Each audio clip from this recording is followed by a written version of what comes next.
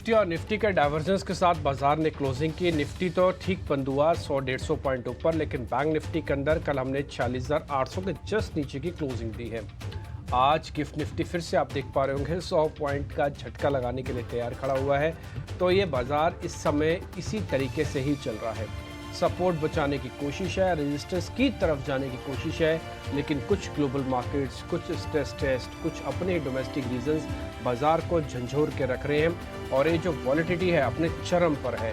100 point तो Nifty देख भी नहीं रहा कि कहाँ जा रहा है और कहाँ नहीं जा रहा। क्या शुक्रवार का दिन जब आज वीक का क्लोज होगा बाजार इसी तरह से वॉलिटिलिटी के साथ ट्रेड करेगा? क्या आज रिकवरी का दिन है या फिर आज सो कॉल्ड ब्लैक फ्राइडे भी हो सकता है, क्योंकि आज बहुत सारी चीज़ें आनी हैं। तो इसलिए आज तैयार रहिएगा। मैं सृष्टि और मेरे सहयोगी अभिषेक मेरे साथ रहेंगे अगले 2.5 घंटे के लिए। हम मेहमानों को अपने साथ जोड़ लेंगे, परत दर परत एक एक पॉइंट आपके सामने रखते जाएंगे। कोशिश कीजिएगा, एक बात आप किसी की माने या ना माने, अपनी ज़रूर मान लीजिएगा, वो ये है कि कम वॉल्यूम के साथ काम कीजिए, हल्के हाथ से काम कीजिए, नहीं तो फिर इंडेक्स को या फिर शेयर्स को मैनेज करना भारी हो जाएगा। 4 अहम ट्रिगर हम आपकी स्क्रीन पर लेके आते हैं जो आज की मेन खबरों से भरे हुए हैं, ओतप्रोत है, वो आपके सामने आएंगे। जरा पहले वो देख लीजिए, उसके बाद फिर सिलसिला तरीके से आगे बढ़ेंगे। पहला तो ग्लोबल मार्केट्स है, वहाँ पे डाउ करीब 137 पॉइंट टूट गया। हालांकि जिस समय हम अपने बाजार बंद कर रहे थे उस समय यूएस मार्केट्स के फ्यूचर्स ऊपर थे, लेकिन बाद में वहाँ पे भी गिरावट दर्ज हुई है। इसके अलावा फुटसी की रीबैलेंसिंग, एचडीएफसी, आईसीआईसीआई, कोटक में निवेश बढ़ सकता है। ये तीनों ही बैंक आप जो मेरे मुंह से भी सुन रहे हैं, ये तीनों बैंक निफ्टी को चलाने के लिए सफिशेंट है, मैं बोलूँगा मोर देन सफिशेंट है। अगर ये रीबैलेंसिंग वाला आज चल गया सिक्का तो फिर आज बैंक निफ्टी के अंदर भी आप पुल बैक देखेंगे। इसके अलावा mid cap, small cap mutual funds की आज स्ट्रेस टेस्ट का फैसला होगा। इससे पहले कल उन्होंने अपनी पोजीशनिंग कर ली है ठीक से, हरे निशान में क्लोजिंग करके। देखते हैं कि डिस्काउंट हुआ है या फिर नहीं है। ये आज पहले चरण का स्ट्रेस टेस्ट का रिजल्ट्स आपके सामने होगा, तो इसलिए बड़ी पोजीशन मिड कैप और स्मॉल कैप में अभी नहीं बनानी चाहिए जब तक सारी चीज़ें क्लियर ना हो। दूसरा, पेट्रोल और डीजल के दाम घटे तो सही, लेकिन जो शहर में रहने वाले हैं वो कहेंगे घटे तो क्या घटे, वो सिर्फ 2 रुपये पर लीटर के हिसाब से घटे, लेकिन फिर भी आईओसी, एचपीसीएल, बीपीसीएल आज आपके नोटिस लिस्ट में होना चाहिए। मेरी कैलकुलेशन के हिसाब से कोई फ़र्क नहीं पड़ेगा, लेकिन फिर भी इन तीनों शेयर्स पे आज ट्रेडिंग मूव जब भी आएगा तो हम आपके सामने रखेंगे। तो ये कुछ एक अहम ट्रिगर हमने आपके स्क्रीन पर रखे हैं। अब आगे बढ़ते हैं और अभिषेक से कुछ पॉइंट समझेंगे, लेकिन सृष्टि भी हमारे साथ जुड़ चुके हैं। सृष्टि, आप शुरू कीजिए आगे। जी बिल्कुल, ढेर सारे ट्रिगर्स है जहां पे आज रहेगी नज़र और हफ्ते का आखिरी कारोबारी सत्र है, तो देखना होगा कि वीकेंड पे जाने से पहले किस तरीके की पोजीशनिंग बनती है और क्या हम फिर से 22,000 के स्तर टेस्ट करते हैं या नहीं। पर उससे पहले एक बार ग्लोबल मार्केट्स पे भी नज़र डाल लें, क्योंकि ग्लोबली हम देखें अभिषेक तो फिर से एक बार गिरावट हावी हुई यूएस फ्यूचर्स में, पर क्रूड एक बार फिर से उछाल दिखा रहा है। देखिए ओएमसीज की हम बात कर ही रहे थे कि डोमेस्टिक मार्केट में जो कीमतें घटी हैं शायद वहाँ से प्रेशर बने, बट क्रूड क्या संकेत दे रहे हैं? सृष्टि, क्रूड यही संकेत दे रहा है। देखिए थोड़ी थोड़ी ना अमेरिका में भंडार के आंकड़े आए थे कच्चे तेल की, वो थोड़े से कम होके आए थे, और रशिया में यूक्रेन की ओर से ड्रोन अटैक्स जारी हैं लगातार। दूसरे दिन उनके रिफाइनरीज पर, 2 रिफाइनरीज पर हमले किए गए हैं ड्रोन से, और उसके चलते कहीं ना कहीं सप्लाई डिस्ट्रप्शन की आशंका है, और इसके चलते हमने क्रूड में उछाल देखा है। 4 महीने के ऊपरी स्तर पर WTI क्रूड भी पहुंच गया है, और 4 महीने की ऊंचाई पर ब्रेंट क्रूड में भाव भी पहुंच गया है। $85 के आसपास जाकर ब्रेंट क्रूड कारोबार कर रहा है। तो हम जो काफी लंबे समय से ये देख रहे थे कि एक रेंज में था कच्चा तेल, $82-83 के आसपास, थोड़ी थोड़ी वहां पर बढ़त आ रही है, और ये निश्चित तौर पर हमारे बाजारों के लिए भी चिंता की बात है, क्योंकि हम क्रूड के नेट इंपोर्टर हैं, हमारा काफी पैसा खर्च होता है क्रूड खरीदने पर, तो ये चिंता की बात जरूर है। क्रूड अगर एक रेंज में रहे, $80 के $85 के बीच में रहे, 82-83, कोई टेंशन नहीं है। थोड़ा सा अगर ऊपर जा रहा है, हालांकि ये देखना होगा कि कितना इसका इंपैक्ट आता है, ये क्या मोमेंट्री है, क्या ये चीजें ईज आउट हो जाएंगी, सप्लाई की स्थिति, ये जरूर देखना होगा। लेकिन अमेरिकी बाजारों की बात करें तो वहां पर हमारी नजर थी इन्फ्लेशन के बहुत ही महत्वपूर्ण आंकड़े पर, जो कहीं न कहीं यूएस फेड की दिशा भी तय करता है दरों को लेकर। इन्फ्लेशन अगर नीचे आएगा, फेड ने जो तय कर रखा है कि 2% की जो रेंज है उस पर लेकर आने के लिए, लेकिन अभी भी जो पीपीआई के जो आंकड़े आए वो जो भी पोल्स थे इकोनॉमिस्ट के, उससे कहीं ज्यादा है। 0.3% की बढ़त का अनुमान था, लेकिन फरवरी पीपीआई में 0.6% की बढ़त हमने देखी है मंथ ऑन मंथ बेसिस पर। और इसके चलते हमने देखा कि वहां जो 10 ईयर की बॉन्ड यील्ड थी वो भी उछल के 4.3% के आसपास पहुंच गई। इसको लेकर थोड़ी सी टेंशन है। रिटेल बिक्री वहां पर थोड़े से आंकड़े सॉफ्ट आए हैं अनुमान के मुकाबले, इसको थोड़ा सा ठीक कहेंगे, क्योंकि 0.8% की बढ़त का अनुमान था, 0.6% की बढ़त का अनुमान हम देखा है रिटेल बिक्री में। हालांकि बेरोजगारी दावा के जो आंकड़े हैं 2.18 लाख का अनुमान था और बेरोजगारी दावा के आंकड़े हैं 2.09 पर। तो यहां से लेकर कोई टेंशन नहीं है। लेकिन हमने चूंकि अगर नेस्डेक को देखेंगे तो आईटी हैवी है, टेक हैवी है। अडोबी के शेयर में हमने देखा था कि सेल्स के कुछ गाइडेंस कमजोर आए थे, उसके चलते 11% शेयर टूटा। एनवीडिया के शेयर में लगातार हम प्रेशर देख रहे हैं, 3% के आसपास की गिरावट हमने देखी है। तो ये सारी चीजें नेस्डेक पर प्रेशर बना रही हैं। लेकिन जिस तरह से यूएस फेड को लेकर उम्मीदें थोड़ी सी कमजोर हुई हैं कि आखिर दरें घटेंगी कब, इस साल उम्मीद करके चल रहे हैं कि एक कट आएगा, लेकिन जब तक इन्फ्लेशन को लेकर कहीं माहौल ठीक नहीं होता है, महंगाई बिल्कुल उनके रेंज के अंदर नहीं आता है, जिसको फेड चेयरमैन जेरोम पावेल कई बार दोहरा भी चुके हैं, तब तक ज्यादा उम्मीदें हम नहीं पाल सकते। लेकिन निश्चित तौर पर थोड़ा सा कमजोर सेंटिमेंट ग्लोबल बाजारों से, एशियाई बाजारों में भी आज हम कमजोरी देख रहे हैं। और गिफ्ट निफ्टी भी 113 अंकों की गिरावट के साथ ही 22,150 पर कारोबार कर रहा है। तो यहां भी गिरावट है। अमेरिका, एशिया, गिफ्ट निफ्टी ये कमजोर, क्रूड में उछाल। तो हम कह सकते हैं कि ग्लोबल सेटअप थोड़ा सा आज बाजारों के लिए चैलेंजिंग जरूर रहने वाला है। लेकिन अब एफआईआईज और डीआईएस की बात कर लेते हैं। और एफआईआईज डीआईएस के साथ साथ आपको निफ्टी में, निफ्टी बैंक में क्या करना है ये समझ लेते हैं। और इसके लिए डिम्पी के पास चलेंगे। डिम्पी, एफआईआईज की बात करें, लगातार दूसरे दिन कैश में नेट सेल आया है करीब 1300 करोड़ का। हालांकि डीआईआईज की तरफ से एक्शन ठीक ठाक चल रहा है, कल छोटी सी बाइंग है लेकिन चल रही है। एफआईआईज की लॉन्ग होल्डिंग को लेकर डिम्पी क्या संकेत हैं आज? खास चेंजेस नहीं अभिषेक, सिर्फ 40% से 39 हुआ है। एक्चुअली में 39 भी मैंने राउंड किया हुआ है, वो 39.02 है। तो कोई मेजर चेंजेस नहीं है कल मार्केट के अंदर एफआईआईज की लॉन्ग पोजीशंस के अंदर, ना ही डीआईआईज की लॉन्ग पोजीशंस के अंदर, और ना ही मैं बोलूँगा रिटेल की लॉन्ग पोजीशंस के अंदर। तो बाजार जस का तस है, इसी रेंज के अंदर मार्केट टूटना शुरू होता है, इसी रेंज से मार्केट वापस पुल बैक कर रहा है। तो जहाँ पे आप छोड़ के जाते हो वहीं पे वापस आ जाते हैं, लेकिन उसके ऊपर की दिशा और उसके नीचे की दिशा तय ही नहीं हो रही है। बस इतना हुआ है कल परसों के झटके के साथ कि थोड़ी सी रेंज जो पहले 200-300 पॉइंट की थी वो बढ़कर सिर्फ 500 पॉइंट की हो गई है। सिर्फ इतना ही हुआ है, ना ही रेंज का ब्रेकआउट हो रहा है, ना ही ब्रेकडाउन हो रहा है। अभी भी आप उसी 22,000 से 22,500 वाली रेंज में फंसे हुए हो।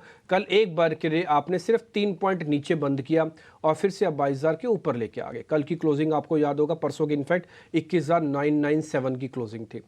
तो लेवल्स के हिसाब से कोई चेंजेस नहीं है।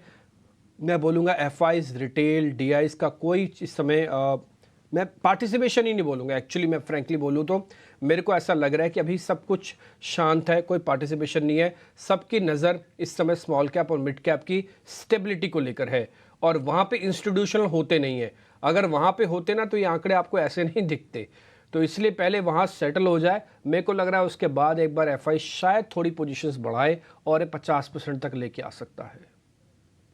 ठीक है, एफआईआईज को लेकर ये संकेत एक आंकड़े भी हम दिखा देंगे कि कल एफआईआईज और डीआईएस की किस तरह से, एफआईआईज की सेलिंग और डीआईएस की बाइंग किस तरह से हुई है, ये एक बार ग्राफिक्स के जरिए इसको दिखा देंगे।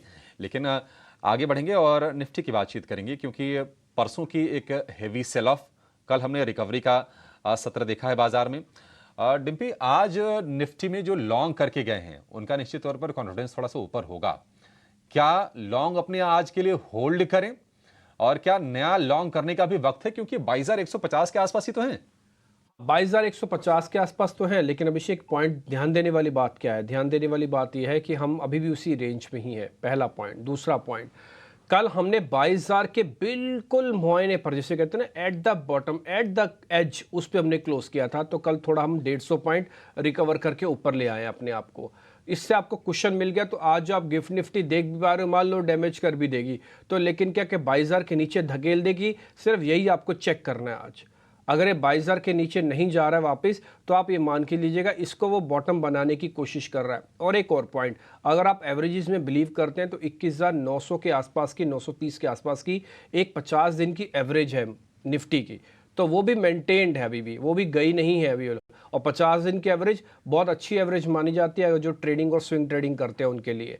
स्विंग ट्रेडर्स के लिए 50 दिन की एवरेज काफ़ी अच्छी होती है, ट्रेडर्स के लिए 20 दिन होता है।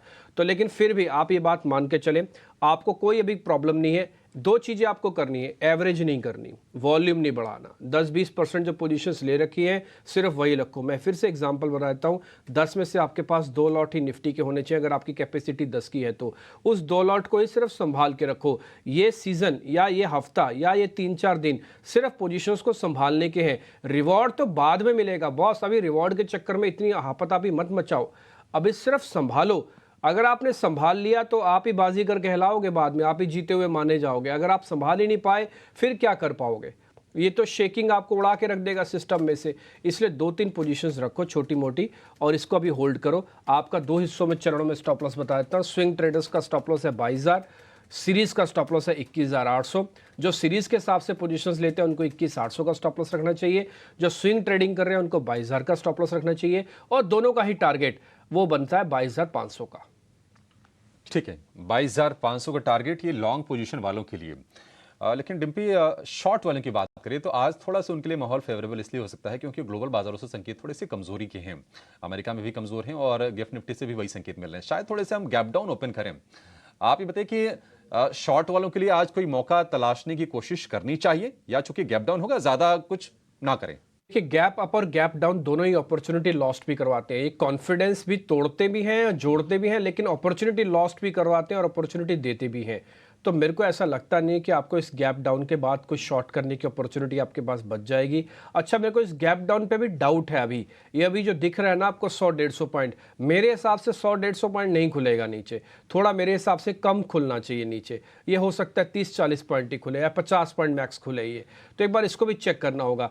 बट अगर आप शॉर्ट करना चाहते हैं तो बिल्कुल हमारी तरफ से तो मनाइए, अपने वित्तीय सलाहकारों से पूछ लीजिएगा। एक और पॉइंट, जिन्होंने शॉर्ट कर रखा है उनको भी ना time to time profit book करने की आदत डालनी चाहिए। ऐसा नहीं कि आपने शॉर्ट कर दिया, तेजी वालों का चक्का घूमना बंद हो गया तो आपका चक्का शुरू हो गया। अभी हुआ नहीं है बॉस, वो है ना, अभी खराब नहीं हुआ, अभी क्रैक आए हैं छोटे छोटे से, अभी कोई धराशायी वाला गेम नहीं हुआ है।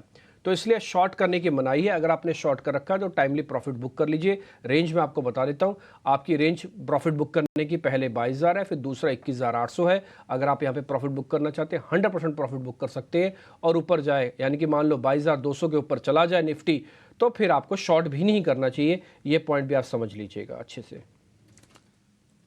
ठीक है, तो ये ध्यान देखिए बिल्कुल, क्योंकि अगर गैप डाउन होता है, कितना होता है डिपेंड इस पे करता है कि फिर आपकी स्ट्रेटजी क्या होगी। निफ्टी बैंक की अगर डिम्पी बात करें तो निफ्टी में तो कल हमने तेजी देखी, लेकिन निफ्टी बैंक 200 अंक कमजोर बंद हुआ और ऊपरी स्तर से देखेंगे तो करीब करीब 400-450 अंक नीचे आके बंद हुआ 46,800 के आसपास। तो जिन्होंने लॉन्ग कैरी किया, क्या उनको थोड़ा भरोसा जताना चाहिए? नया लॉन्ग करने का क्या मौका बन रहा है या नहीं बन रहा है? देखिए, जिनके पास भी कल की पोजीशन है, कल डाइवर्जेंस साफ साफ दिख रहा था निफ्टी और निफ्टी बैंक के अंदर। और मैं बोलूंगा बैंक निफ्टी में ऊपर जाके शॉर्टिंग हुई है, वो जिस जगह पे खुला था वहां शॉर्ट नहीं हुआ और उसके ऊपर गया, उसके बाद जाके इसमें शॉर्टिंग हुई है।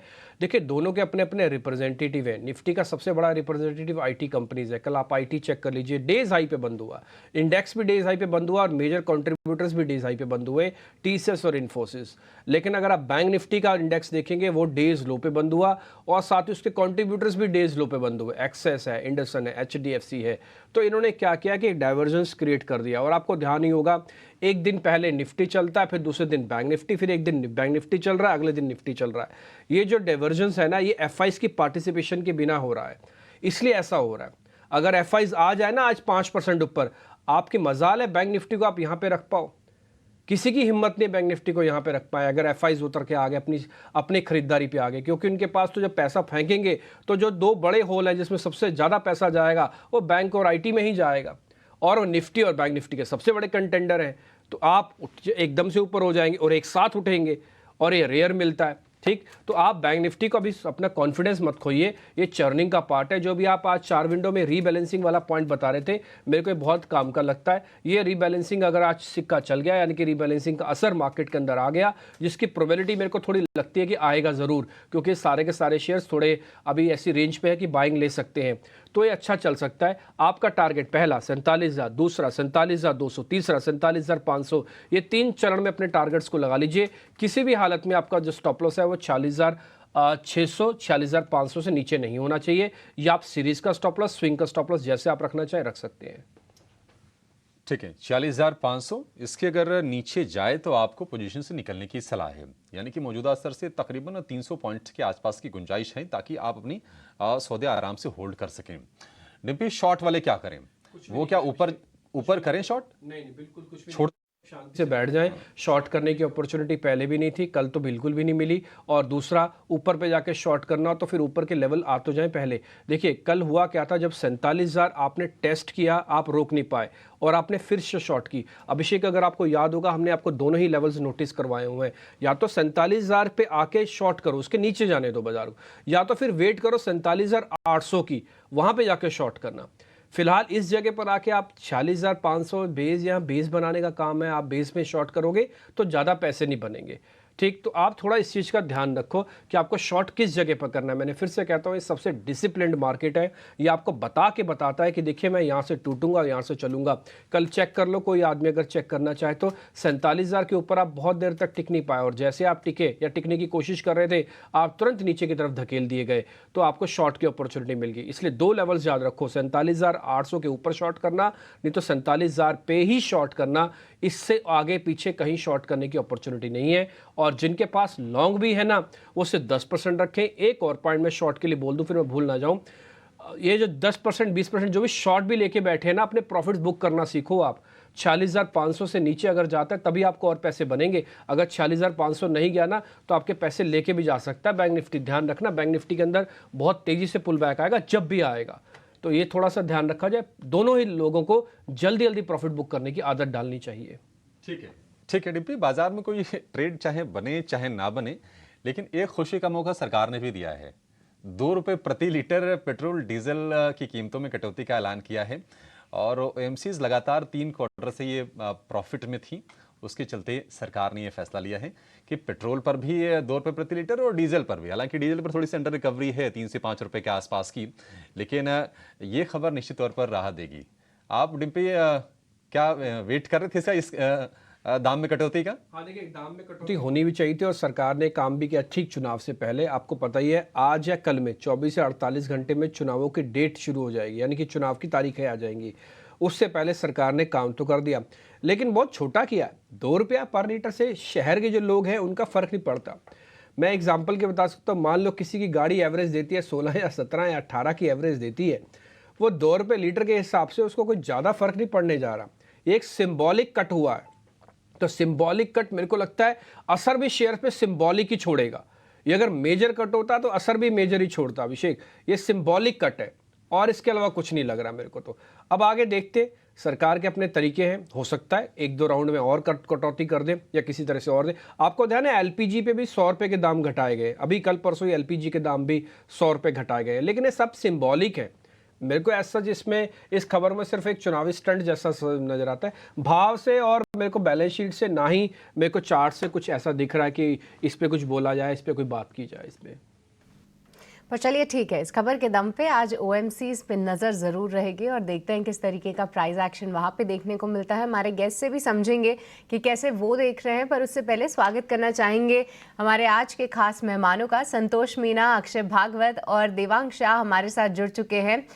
Very good morning to all of you. And Santosh, सबसे पहले आपसे समझना चाहेंगे, कहाँ है आपकी नज़र और क्या है आपकी opening calls? Yes, first of all good morning everyone. So market में कल थोड़े से साइन मिले हैं, एक टेम्पररी बॉटम के। कल निफ्टी और बैंक निफ्टी दोनों ने अपने 50 दिन के मूविंग एवरेज को बचाने की कोशिश की है एक पैनिक बॉटम बनते हुए दिखा है। थोड़ा सा मिड कैप इंडेक्स को आप देखो तो एग्जैक्ट अपने 100 मूविंग एवरेज से बाउंस बैक किया है। लास्ट ईयर सितंबर अक्टूबर में सिमिलरली 10% का फॉल देखा था हमने निफ्टी मिड कैप 100 में, और एग्जैक्ट उस समय भी 100 मूविंग एवरेज से बाउंस बैक किया था। तो एक एटलीस्ट टेम्पररी बाउंस बैक की उम्मीद है। तो मेरी सलाह रहेगी कि थोड़ा सा आज बाइंग पे फोकस करें। मेरे जो स्टॉक्स है उसमें पहला मेरा एक mid cap small cap space से है जियो फाइनेंशियल। स्टॉक ने बीच में एक अच्छी रैली दिखाई थी, करेक्शन हुआ, और स्टॉक अपने एग्जैक्ट 20 डे मूविंग एवरेज से एक अच्छा बाउंस बैक दिखा रहा है। यहाँ पर खरीदारी करना चाहिए। 360 का टारगेट रहेगा, 325 का एसएल रहेगा। सेकंड मेरा हिंडाल्को रहेगा। अब मेटल स्टॉक्स में कहीं ना कहीं दिख रहा है कि शायद मेटल स्टॉक्स रैली कर सकते हैं।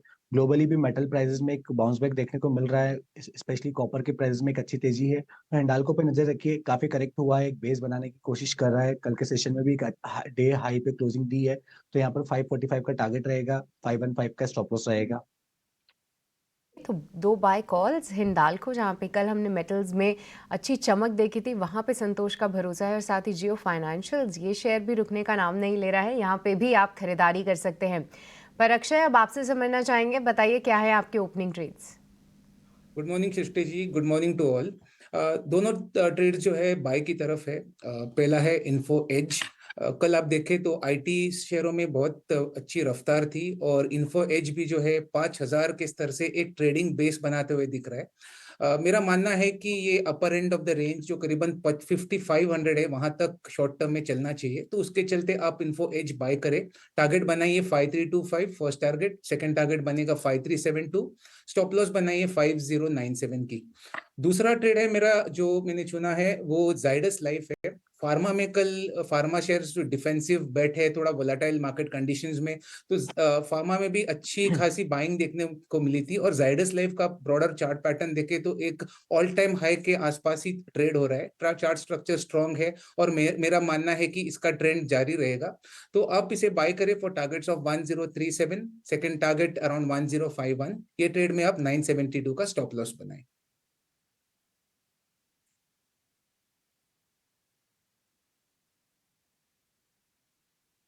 ठीक है, तो ये अक्षय की कॉल्स हो गई।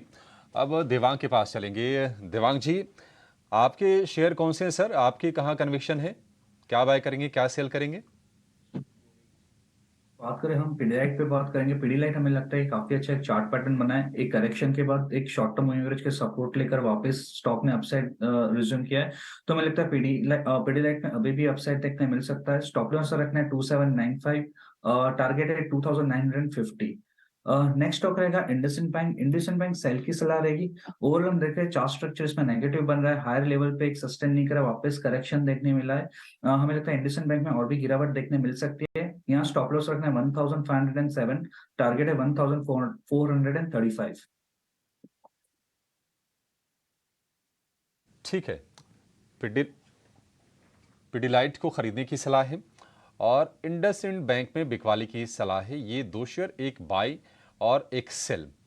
अब ये समझ लेते हैं कि खबरों के दम पर कौन से शेयर फोकस में रहेंगे, ट्रिगर्स कौन से होंगे, ये समझेंगे। लेकिन इसके पहले एक बार जरा देख लेते हैं कि हमारे सारे के सारे एक्सपर्ट्स की कॉल्स वाली कॉल है ना, मैं जी। इसको थोड़ा करेक्ट कर देता हूँ। ये दिवांग ने इसको बाय का था, बाय बोला और हमने इसको ठीक भी कर दिया, तो इसलिए कोई गलती से इसको नोटिस ना कर ले। तो मैं सारी की सारी कॉल्स आपको वापस से दिखा देता हूँ। एक बार पहले दिवांग की कॉल से शुरू करो और पीडीलाइट जो ठीक हुआ वो भी दिखाना। ये इंडसइंड बैंक का शॉर्ट आपने कल देखा होगा, कल ये डेज लो पे बंद हुआ और बैंक निफ्टी की हेल्प नहीं कर रहा था। इसमें स्ट्रिक्ट स्टॉप लॉस के साथ काम करने की जरूरत है। पीडीलाइट ठीक है, 1.5 से 1.5% ऊपर जाके बंद हुआ, 2950 तक का आपका टारगेट है। अक्षय पी भागवत के सौदे दिखाइए तो आपको इन्फो एज दिखेगा और जाइडस लाइफ साइंसेज दिखेगा। इन्फो एज आजकल काफ़ी एक्टिव हो गया है। अमूमन पहले 6-7 दिन में पकड़ा जाता था, लेकिन आजकल पर डे इसके अंदर वॉलिटिलिटी इस चरम पर है कि टेक्निकल वालों के लिए जेब में आ जाता है शेयर। तो इन्फो एज आप ध्यान रखें, जाइडस लाइफ साइंसेज है। और मेरे को आज एक बड़ा ही अजीब सा, मैं बोलूँगा अजीब सा तो नहीं मैं बोल सकता उसको, हाँ, लेकिन संतोष सर ये शेयर देते नहीं है जल्दी जल्दी, लेकिन आज उन्होंने दिया है, वो है जियो फाइनेंशियल। ये बड़ा इंटरेस्टिंग शेयर है जियो फाइनेंशियल, उन्होंने बकायदा बाय दिया है। और अगर आप पीएमएस करके बैठे हैं, पोजीशन लेके बैठे हैं, 262 वाला 260 वाला हिस्सा कट के आपको मिला हुआ है, तो आपके लिए और अच्छी खबर है कि 360 जा सकता है। अब 325 का आपको स्टॉप लॉस लगाना है। तो ये शेयर भी आपके लिए नोटिस है। और साथ ही एक हिंडाल्को की कॉल भी दी है। आपको मालूम है ना, कल मेटल्स के अंदर पुल बैक स्ट्रॉन्ग आया था। ये कॉन्टिन्यूटी इफेक्ट मेटल्स के अंदर आ सकता है। एक ही शेयर पकड़ो, डेट इज कॉल्ड हिंडाल्को। तो आपके सामने सारे शेयर्स हो गए हैं। इसमें 6 कॉल्स हमने रखी हैं आपके सामने। इकलौती कॉल इंडसइंड बैंक सिर्फ शॉर्ट है, इसके अलावा 5 की 5 कॉल लॉन्ग साइड की है। ये हमने आपके सामने रख दिया। शरद हमारे साथ जुड़ चुके हैं। खबरों वाले शेयर्स आप नोटिस कर लीजिए। गुड मॉर्निंग शरद, बताइए आज के खबरों वाले शेयर कौन से हैं? Good morning Dimpy. आज के खबरों वाले शेयर्स में सबसे पहला इंपॉर्टेंट आता है पेटीएम का। एंड ऑफ कोर्स हमें पता है डेडलाइन तो है ही, लेकिन इंपॉर्टेंटली एक पॉजिटिव न्यूज़ फ्लो आ रही है। एनपीसीआई ने अप्रूव कर दिया है कि पेटीएम जो है यूपीआई पार्टिसिपेंट जैसा पार्टिसिपेट कर सकते हैं थर्ड पार्टी एप्लीकेशन प्रोवाइडर पे, मल्टी बैंक मॉडल पे। यानी कि ओवरऑल हम अगर बात करें तो जो उनकी पेमेंट्स है, उनके जो स्ट्रक्चर है पीछे की, वो बैंक्स जो है सपोर्ट कर सकते हैं। और इम्पॉर्टेंटली आज आरबीआई की डेडलाइन भी है, जहां पे पेटीएम को अपनी यूपीआई बिजनेस जो पेटीएम पेमेंट्स बैंक की है वो अलग बैंक्स में भी शिफ्ट करना था। तो ये जो है इंपॉर्टेंट पॉइंट है। बाइकॉन की भी बात करें तो उनके जो सीएफओ है इंद्रोनील सेन ने रेजिग्नेशन दे दिया है। और कल ऑफकोर्स मार्केट आज के पहले बाइकॉन की जो इंपॉर्टेंट डील भी एरिस लाइफ साइंसेस के साथ हुई थी। जोमेटो भी फोकस में रहेगा। उनके कॉम्पिटिटर जेप्टो ने जो है स्टार्ट कर दिया है प्रोसेसिंग फीस चार्ज करना। अब ₹2 प्रति ऑर्डर जो है अपने प्लेटफॉर्म में वो चार्ज करने वाले हैं। और ये जो QSR है, क्विक सर्विस स्पेस है, यहाँ पे कंपटीशन देखने मिल सकता है। इसके अलावा आज एक इम्पॉर्टेंट दिन है AMC स्टॉक्स के लिए भी, क्योंकि आज वो अपना डिक्लेयर करेंगे स्ट्रेस टेस्टिंग रिजल्ट्स। और ओवरऑल जो है लिस्टेड स्पेस में भी 2 नाम हैं। ऑलरेडी वो एक्चुअली कल रात को ही उन्होंने अनाउंस कर दिया था। ABSL और निपॉन इंडिया, ये दोनों ही लिस्टेड AMCs हैं। और इनके जो स्ट्रेस टेस्ट रिजल्ट्स आए हैं लार्जली पॉजिटिव आए हैं, यानी कि इनकी लिक्विडिटी मिड कैप और स्मॉल कैप स्कीम्स में स्ट्रॉन्ग है। अब बात करते हैं ACC के, तो उनको एक कोकिंग कोल माइन का ऑर्डर आया है मध्य प्रदेश में। आज OMC स्टॉक्स भी फोकस में रहेंगे। IOCL, HPCL, BPCL जैसे स्टॉक्स में आज नेगेटिव रिएक्शन देखने मिल सकता है। ऑफकोर्स OMCs ने पेट्रोल डीजल प्राइस की कट की भी अनाउंसमेंट की है, लगभग ₹2 प्रति लीटर का।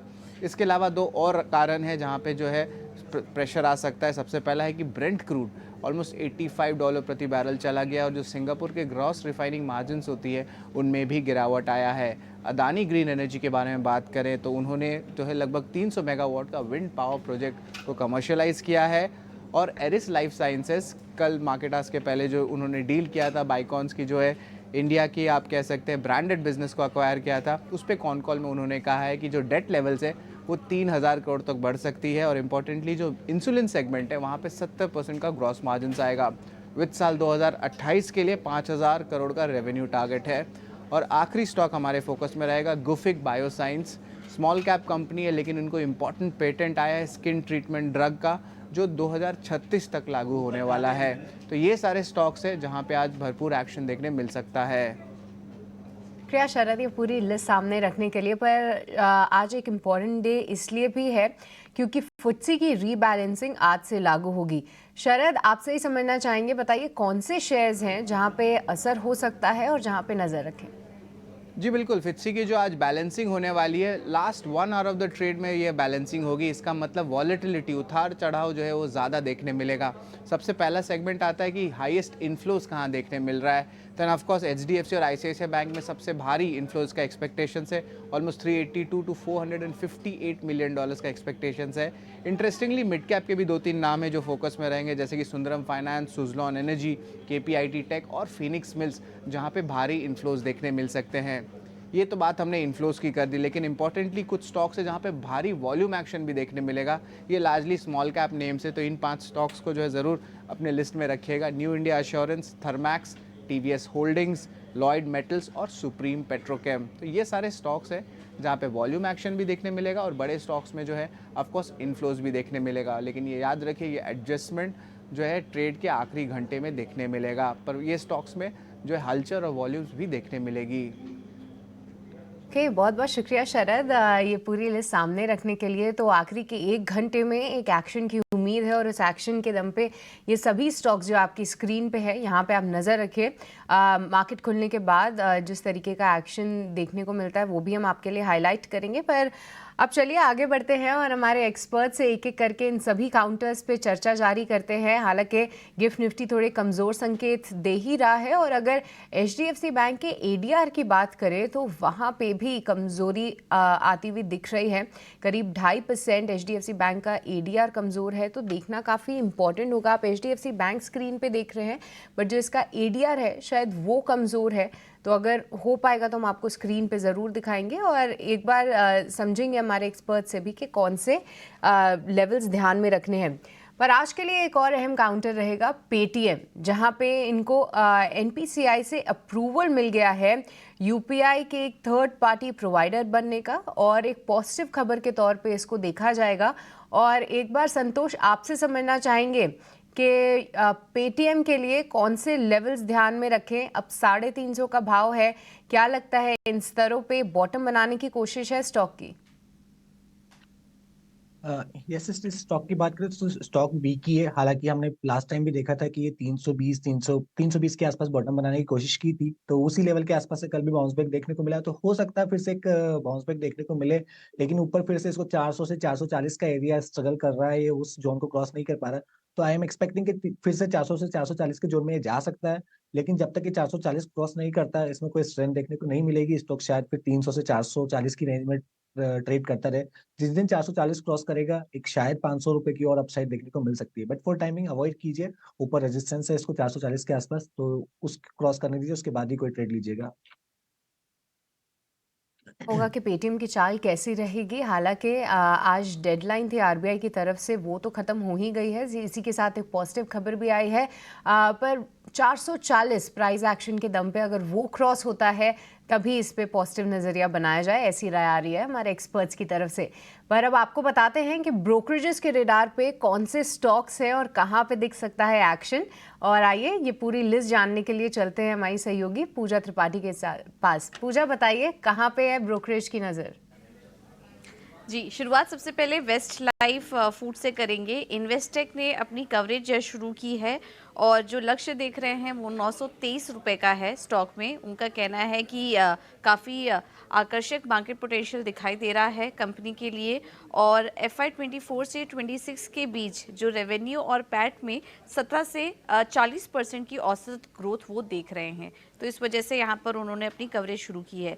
पेटीएम, आप थोड़ी देर पहले बात भी कर रहे थे, जेफरीज की रिपोर्ट आई है, इसमें पेटीएम को एनपीसीआई से थर्ड पार्टी यूपीआई ट्रांजैक्शन के लिए मंजूरी मिल चुकी है। इस खबर पर जो रिपोर्ट आई है उनका कहना है कि अब आने वाले समय में कंपनी पूरी तरीके से प्योर पेमेंट कंपनी बनते हुए नजर आएगी। बिजनेस मॉडल में कुछ बदलाव हो सकता है, और इसके अलावा पेटीएम, इनके पास जो $1 बिलियन का कैश रिजर्व है वो भी अब आगे आने वाले समय में उसका इस्तेमाल करेगी कंपनी। तो ये कुछ रिपोर्ट्स आई है पेटीएम पर।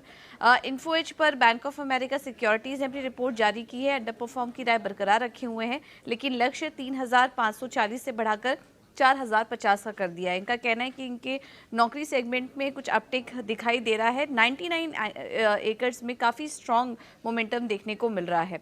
इसके अलावा इंश्योरेंस स्पेस पर यूबीएस की रिपोर्ट आई है। इसमें उनका कहना है कि मैक्स फाइनेंशियल टॉप पिक है और उसके बाद एसबीआई लाइफ है, और उनका कहना है कि इंश्योरेंस सेक्टर, भारत का जो इंश्योरेंस सेक्टर है उसे जितना काफ़ी अंडर अप्रिशिएट किया गया है भारतीय बाज़ारों के हिसाब से अगर बात करें तो, और वैल्यूएशंस भी काफ़ी कम दे रही है स्ट्रीट। तो आप इंश्योरेंस सेक्टर पर यहाँ से नज़र रख सकते हैं। कंज्यूमर ड्यूरेबल पर जेफरीज ने अपनी रिपोर्ट जारी की है और उनका कहना है कि अब मार्च एंड में जिस तरीके से जो विंटर सीजन है वो बढ़ता नज़र आ रहा है, उसके चलते कंज्यूमर ड्यूरेबल कंपनियों पर कुछ असर पड़ सकता है उनके स्टॉक्स पर, लेकिन इसमें कुछ कंपनियाँ उनको अच्छी लग रही हैं। गुड समर प्ले की अगर बात करें, की प्लेयर्स की बात करें तो अमेर इंटरप्राइजेज, हेवल्स, सीजी कंज्यूमर और वी गार्ड इंडस्ट्रीज जैसे स्टॉक्स पर आप नजर रख सकते हैं। इसके अलावा ऑयल मार्केटिंग कंपनियों पर भी काफ़ी सारे रिपोर्ट आई हैं, लेकिन हम कुछ रिपोर्ट्स ही हाईलाइट यहाँ पर करेंगे। मॉर्गन स्टैनली ने इस पर जो फ्यूल प्राइस में कटौती की बात की है उसमें उनका कहना है कि ऑयल मार्केटिंग कंपनियों पर असर पड़ सकता है, कुछ करेक्शन आ सकता है, लेकिन करेक्शन के माहौल में आप HPCL जैसे स्टॉक पर नजर रख सकते हैं। ठीक है, शुक्रिया पूजा, ये तमाम रिपोर्ट्स सामने रखने के लिए। हमारे आज के फंडामेंटल एक्सपर्ट वेंचुरा सिक्योरिटीज़ के विनीत वॉलंचकर भी जुड़ गए हैं। विनीत जी, बहुत शुक्रिया आपका समय देने के लिए। सर, ये लास्ट में जो OMCs को लेकर जो रिपोर्ट थी और जो खबर आई है, जरा इस पर आपसे व्यू जानना चाहेंगे। क्योंकि 2 रुपये प्रति लीटर की कटौती की गई है पेट्रोल पर, डीजल पर थोड़ी सी अंडर रिकवरी भी है। और ये कोई सरप्राइज कट नहीं है, ऐसी उम्मीदें बध रही थी कि शायद ऐसा होगा। आप क्या ओएमसीज को लेकर आपका क्या कोई व्यू कोई चेंज करना चाहिए? क्या आपका नहीं, मानना है? मुझे नहीं क्या लगता असर है पड़ेगा कोई इससे? व्यू मुझे नहीं लगता है कोई व्यू चेंज करना चाहिए, क्योंकि ऑलरेडी डिस्काउंटेड था कि होने वाला है। इलेक्शन ईयर है, ओके ही रहेगा। पिछले 2 सालों में हमने देखा है कि गवर्नमेंट ने 2 कट लिए थे। ये काफी मामूली कट है कंपेयर टू लास्ट 2 टाइम्स। तो हमें लगता है कि इसमें तेजी बरकरार रहेगी, और आपको ये शेयर्स अगर गिरे आज की मार्केट में तो आपको एक्यूमुलेट करने चाहिए, क्योंकि हमें लगता है कि इनके बिजनेस मॉडल्स रैपिडली ट्रांसफॉर्म हो रहे हैं। They are moving more towards green energy, different sources of energy, और ये जो फोकस में आ रहे हैं इनकी इन्फर हमेशा डिमांड एग्रेसिव ही रहने वाले इनके लिए। और हमें लगता है कि इनके जो प्लान्स है एक्सपेंशन के काफी बड़े हैं, ह्यूज गार्गाटोन प्लान्स है, और इसके चलते हमें लगता है कि इनकी वैल्यूएशंस भी बहुत ही ज्यादा चीप है, तो इनको डेफिनेटली लेना चाहिए। संजीव भसीन को संजीव रूप से हमारे साथ देखेंगे स्टूडियोज में। इससे पहले भी रहते ही हैं, बट वो कई बार गुड़गांव से, कई बार नागपुर से, कई बार किसी और शहर से जुड़ते हैं, लेकिन आज वो बाकायदा हमारे स्टूडियोज में होंगे। इसलिए आप बिल्कुल हमारे साथ बने रहें। 9 सवा 9 बजे के बाद संजीव भसीन हमारे साथ जुड़ जाएंगे, फिर उनसे हम बातचीत भी करेंगे। और अगर आपके कोई क्वेश्चंस चल रहे हो, खासकर मिड कैप स्मॉल कैप के शेयर्स या फिर बड़े शेयर्स को रिगार्डिंग कुछ आपको पूछना हो, तो आप पूछ भी सकेंगे। तो आज भसीन साहब रहेंगे हमारे पास 9:15 बजे के बाद, आप इसका फ़ायदा उठा सकते हैं, स्टूडियोज़ में होंगे। खैर, हम आगे बढ़ते हैं, कुछ और शेयर्स ज़रा चेक कर लेते हैं कि जहां पर आज खबरें हैं उन सभी शेयर्स के अंदर आज क्या किया जाए। तो मैं पहले स्टॉक्स इन न्यूज़ में से जो न्यूज़ है वो पहले उठा लेता हूँ। बायोकॉन के CFO इंद्रनील सेन ने इस्तीफ़ा दे दिया, और एक कल ही इस्तीफ़ा दिया है। क्या इसका इम्पैक्ट आएगा, एक बार ज़रा पता कर लेते हैं। विनीत सर, ज़रा आपकी ही रिकमेंडेशन चाहिए। कंपनी पहले भी आपको मालूम है ना, 3-4 लोगों ने इस्तीफ़ा दे दिया था बायोकॉन से। अभी कल CFO का भी नाम आ गया कि इंद्रनील सेन ने भी इस्तीफ़ा दे दिया, और एक बड़ा नाम बताया जाता है बायोकॉन के अंदर, इंद्रनील सेन। और यही आके मीडिया रिप्रेजेंटेशन भी देते थे जब भी बायोकॉन का कुछ पॉइंट रखना होता था। तो एक बार ज़रा बताएंगे सर, फ़र्क पड़ेगा क्या इससे बायोकॉन पे? थोड़ा सा नाजुक इशू है, लेकिन मुझे लगता है कि इन प्रोसेस है, कंपनी स्ट्रांग है, और इनमें ऐसा कुछ नेगेटिव नहीं है जहां तक बायोकॉन के फंडामेंटल्स में आप देखोगे तो मुझे नहीं लगता कि बहुत फर्क पड़ेगा इससे। ठीक है, आपको लगता नहीं कोई बहुत बड़ा फ़र्क पड़ेगा। अच्छा, ज़ोमैटो पे एक बार बता दें, इनका एक कंपटीशन है ज़ेप्टो। तो ज़ेप्टो ने ₹2 पर ऑर्डर का एक चार्ज करना शुरू कर दिया है। तो चार्जिंग कॉस्ट है ₹2 पर ऑर्डर, उसने चार्ज करना शुरू कर दिया। ज़ोमैटो पे कितना असर आएगा, एक बार ज़रा ये कैलकुलेट करवा लेते हैं। विनीत सर, ये क्वेश्चन भी आपसे ही होगा क्योंकि फंडामेंटल कैलकुलेशन करनी पड़ेगी। ज़ेप्टो कह रहा है हम पर ₹2 पर ऑर्डर लेंगे, अब चार्ज करेंगे। नहीं, जोमेटो को कोई ज्यादा फर्क नहीं पड़ेगा, क्योंकि जेप्टो हमेशा ऑर्डर करता था 200 रुपए तक। अगर आप ऑर्डर करें तो ₹5 चार्ज करता ही था सिलेक्ट पॉकेट्स में। तो ये ₹2 पर ऑर्डर उनका जो चार्ज है, उससे आप देखोगे कि जोमेटो को भी पावर आएगी कि वो अपना ऑर्डर चार्ज करने को बढ़ा सकते हैं। अगर वो नहीं बढ़ाते हैं, क्योंकि उनका धंधा काफी नया है जेप्टो के हिसाब से, तो हमें लगता है कि पॉसिबल है कि ये अभी नहीं चार्ज करे, थोड़ी देर के बाद चार्ज करे।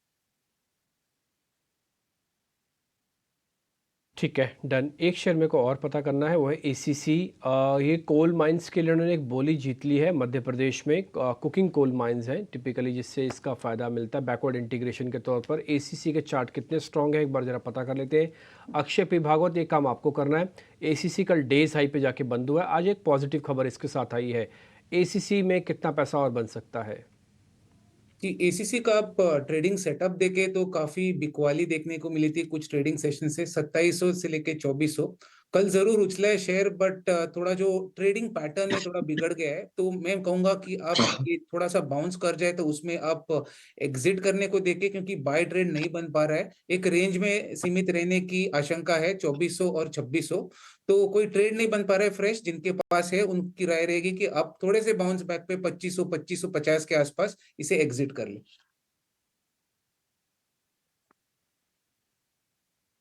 2550 के रेंज में एसीसी से एग्जिट करने की सलाह है। एक छोटी सी कंपनी है बोलिंजकर साहब, गोफिक बायो, हालांकि 3000 करोड़ रुपए का मार्केट कैप है इसका, लेकिन एक खबर आई है कि इनको स्किन ट्रीटमेंट की एक दवा के लिए 2036 तक का पेटेंट मिला है। कैसी कंपनी है सर, और इस खबर को आप किस तरह से देख रहे हैं? बहुत ही बढ़िया कंपनी है, और अगर इनको स्किन ट्रीटमेंट की पैटेंट मिली है तो ये डेफिनेटली शेयर काफी अच्छी तरह से चल जाएगा, क्योंकि स्किन आजकल बहुत डिमांड में है। You can look at it more as a consumer item rather than a pharmacy item, क्योंकि लोगों को बनना संवरना बहुत अच्छा लगता है, और इसकी मास अपील काफी अच्छी रहेगी। और ये प्रोडक्ट में जब पैटेंट आपको मिलता है तो आपको सुपर मार्जिन आते हैं, तो डेफिनेटली ये स्टॉक काफी अच्छी तरह से परफॉर्म करेगा। ठीक है, गोफिक बायो को लेकर ये व्यू। अक्षय, आपसे जरा एचडीएफसी बैंक पर राय जानना चाहेंगे। 1450 रुपए के आसपास का भाव है। कल हमने हल्की सी गिरावट देखी है 0.25% के आसपास की, लेकिन एफटीएसी की रीबैलेंसिंग होने जा रही है और माना यह जा रहा है कि एचडीएफसी बैंक में करीब करीब $450 मिलियन का निवेश आ सकता है इस रीबैलेंसिंग के दौर पर। सबसे ज्यादा बेनिफिशियरी यही होगा। एचडीएफसी बैंक, जरा आप टेक्निकल चेक करके बताइए, क्या कोई ट्रेड बन रहा है इसमें?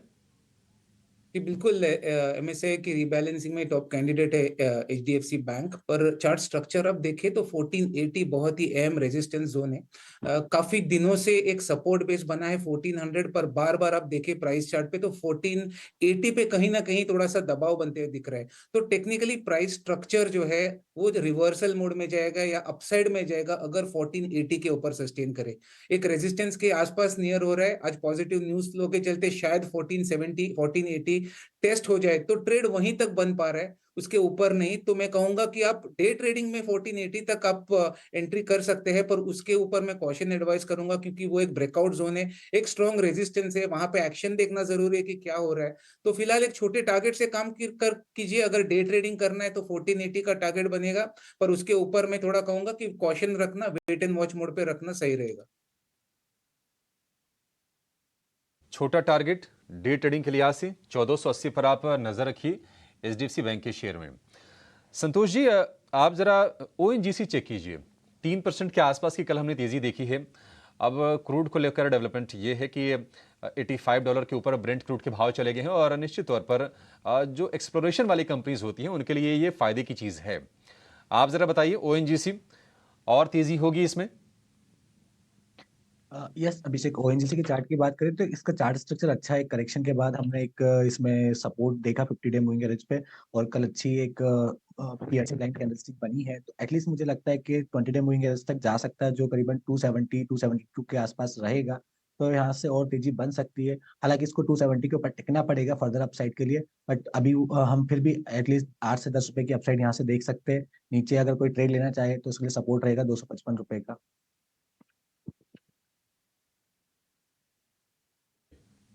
255 रुपए का सपोर्ट ओएनजीसी के लिए। एक रिपोर्ट आई है मोतीलाल ओसवाल की वरुण बेवरेजेस को लेकर। बहुत ही सॉलिड कंपनी, मार्केट कैप के लिहाज से अब तो काफी तगड़ी है ये। बाय रेटिंग मेंटेन करते हुए इन्होंने टारगेट प्राइस दिया है 1600 का, और कहा है कि CY24 के लिए जो स्ट्रेटजीज हैं वो काफी अच्छी हैं, और इंक्रीमेंटल कैपेसिटी भी काफी ऐड करने वाले हैं। 45% बढ़ जाएगी CY22 के मुकाबले। आप जरा बताइए दिवांग, वरुण बेवरेजेस देखिए, क्या इसमें कोई ट्रेड बन रहा है क्या आपके हिसाब से? बेवरेजेस की बात करें तो हम पास्ट फ्यू डेज में इसमें हमने कंसोलिडेशन देखने मिला है, स्टॉक के अंदर एक रेंज बाउंड सेशन देखने मिला है। तो 1440 के ऊपर अगर स्टॉक निकलता है फिर इसमें एंट्री के लिए देखना चाहिए। जहां तक सपोर्ट की बात करें, 1355 का सपोर्ट है वरुण बेवरेजेस के लिए। तो एक बार 1440 के ऊपर जाता है फिर इसमें एंट्री के लिए देखना चाहिए वरुण बेवरेजेस में। ठीक है, वरुण बेवरेजेस को लेकर ये व्यू। एमजीएल, कल हमने बढ़िया रिबाउंड इसमें देखा, 4.5% के आसपास की तेजी। ये जरा आप चेक कीजिए अक्षय, एमजीएल में क्या करना चाहिए? कल जो गेंस थे उसको अच्छे से टिका कर रखा, 4-4.25% के आसपास की तेजी पर यह शेयर बंद हुआ है, 1350 रुपए का भाव है। जी, एमजीएल अगर आप थोड़ा लॉन्गर टर्म या medium term charts, weekly charts देखें तो कल एक बहुत ही अहम स्तर से रिकवरी हुआ है, जो है करीबन 1250 1270 का रेंज। एक बहुत ही स्ट्रांग रेजिस्टेंस हुआ करता था, जिसे ये ब्रेकआउट इसने करा है कुछ महीने पहले, और वही रिटेस्ट होने के बाद वो स्ट्रांग पुल बैक देखने को मिला है। तो एक बहुत ही अहम स्तर है 1250 1260 का, और मेरा मानना है कि वो एक डिमांड एरिया बनेगा, बार बार वहां पे आपको बाइंग दिखेगी। तो टेक्निकल पैरामीटर्स में वो ट्रेडिंग के लिए बहुत ही सही फिट इन हो रहा है। यहाँ पे अगर आप बाय करेंगे तो एक रिकवरी में आपको 1350 से 1370 तक जल्दी देखने को मिल सकता है। मोमेंटम थोड़ा ऑफ होगा क्योंकि टाइम लगेगा, एक रिकवरी वाला कैंडिडेट है, जरूर बाय करें पर ट्रेड में थोड़ा सा टाइम दीजिए। 1375 से 1390 तक आप टारगेट बना के चले। 1250 का सपोर्ट है तो 1230 तक ये ट्रेड में आपका स्टॉप लॉस बनेगा।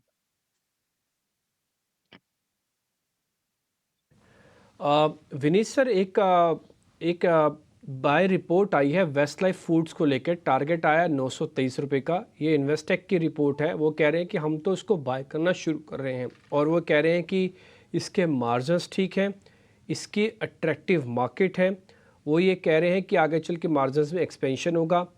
पैट जो ग्रो होगा वो कह रहे हैं कि करीब करीब ग्रो होगा 43% की दर से, कैगर ग्रोथ। हाँ, और वो कह रहे हैं इनका जो रेवेन्यू ग्रोथ होगी कैगर, यानी कि हर साल की एवरेज ग्रोथ, वो करीब 17% के आसपास की होगी। तो वेस्ट लाइफ फूड पे जो इन्वेस्टेक की रिपोर्ट आई है, 923 रुपये का टारगेट है। शेयर कल का बंद भाव है 740। आप इत्तेफाक रखते हैं बाय करना चाहिए सर? आपकी इस पे एनालिसिस है क्या कुछ? नहीं, देखिए बहुत बढ़िया शेयर है, और इसकी जो मैक कैफे की जो रेंज है वो काफी हद से अच्छी तरह से बिल्ड आउट हो रही है। दूसरी चीज है, इन्होंने काफी मेनू को इंडियनाइज किया है, और यूजर एक्सपीरियंस, इनके जो डिजिटल एक्सपीरियंसेस काफी अच्छे आ रहे हैं। तो आप देखेंगे मैकडोनल्ड का जो फ्रेंचाइज है वर्ल्ड ओवर काफी पॉपुलर है, और बच्चों के बीच में तो अच्छा ही रहता है। और इनकी जो एक्सपेंशन पॉलिसी है न्यू स्टोर्स डालने की, वो एक्सेप्टेड ब्रांड है, इसका होने वाला ही है। और जैसे मैंने बोला आपको, मैक कैफे से मार्जिन एक्सपेंशन आता है, तो आप देखोगे इनके जो फोरकास्ट है उसमें क्लियर कट ऑपरेटिंग लीवरेज का मैसिव एक्सपेंशन है।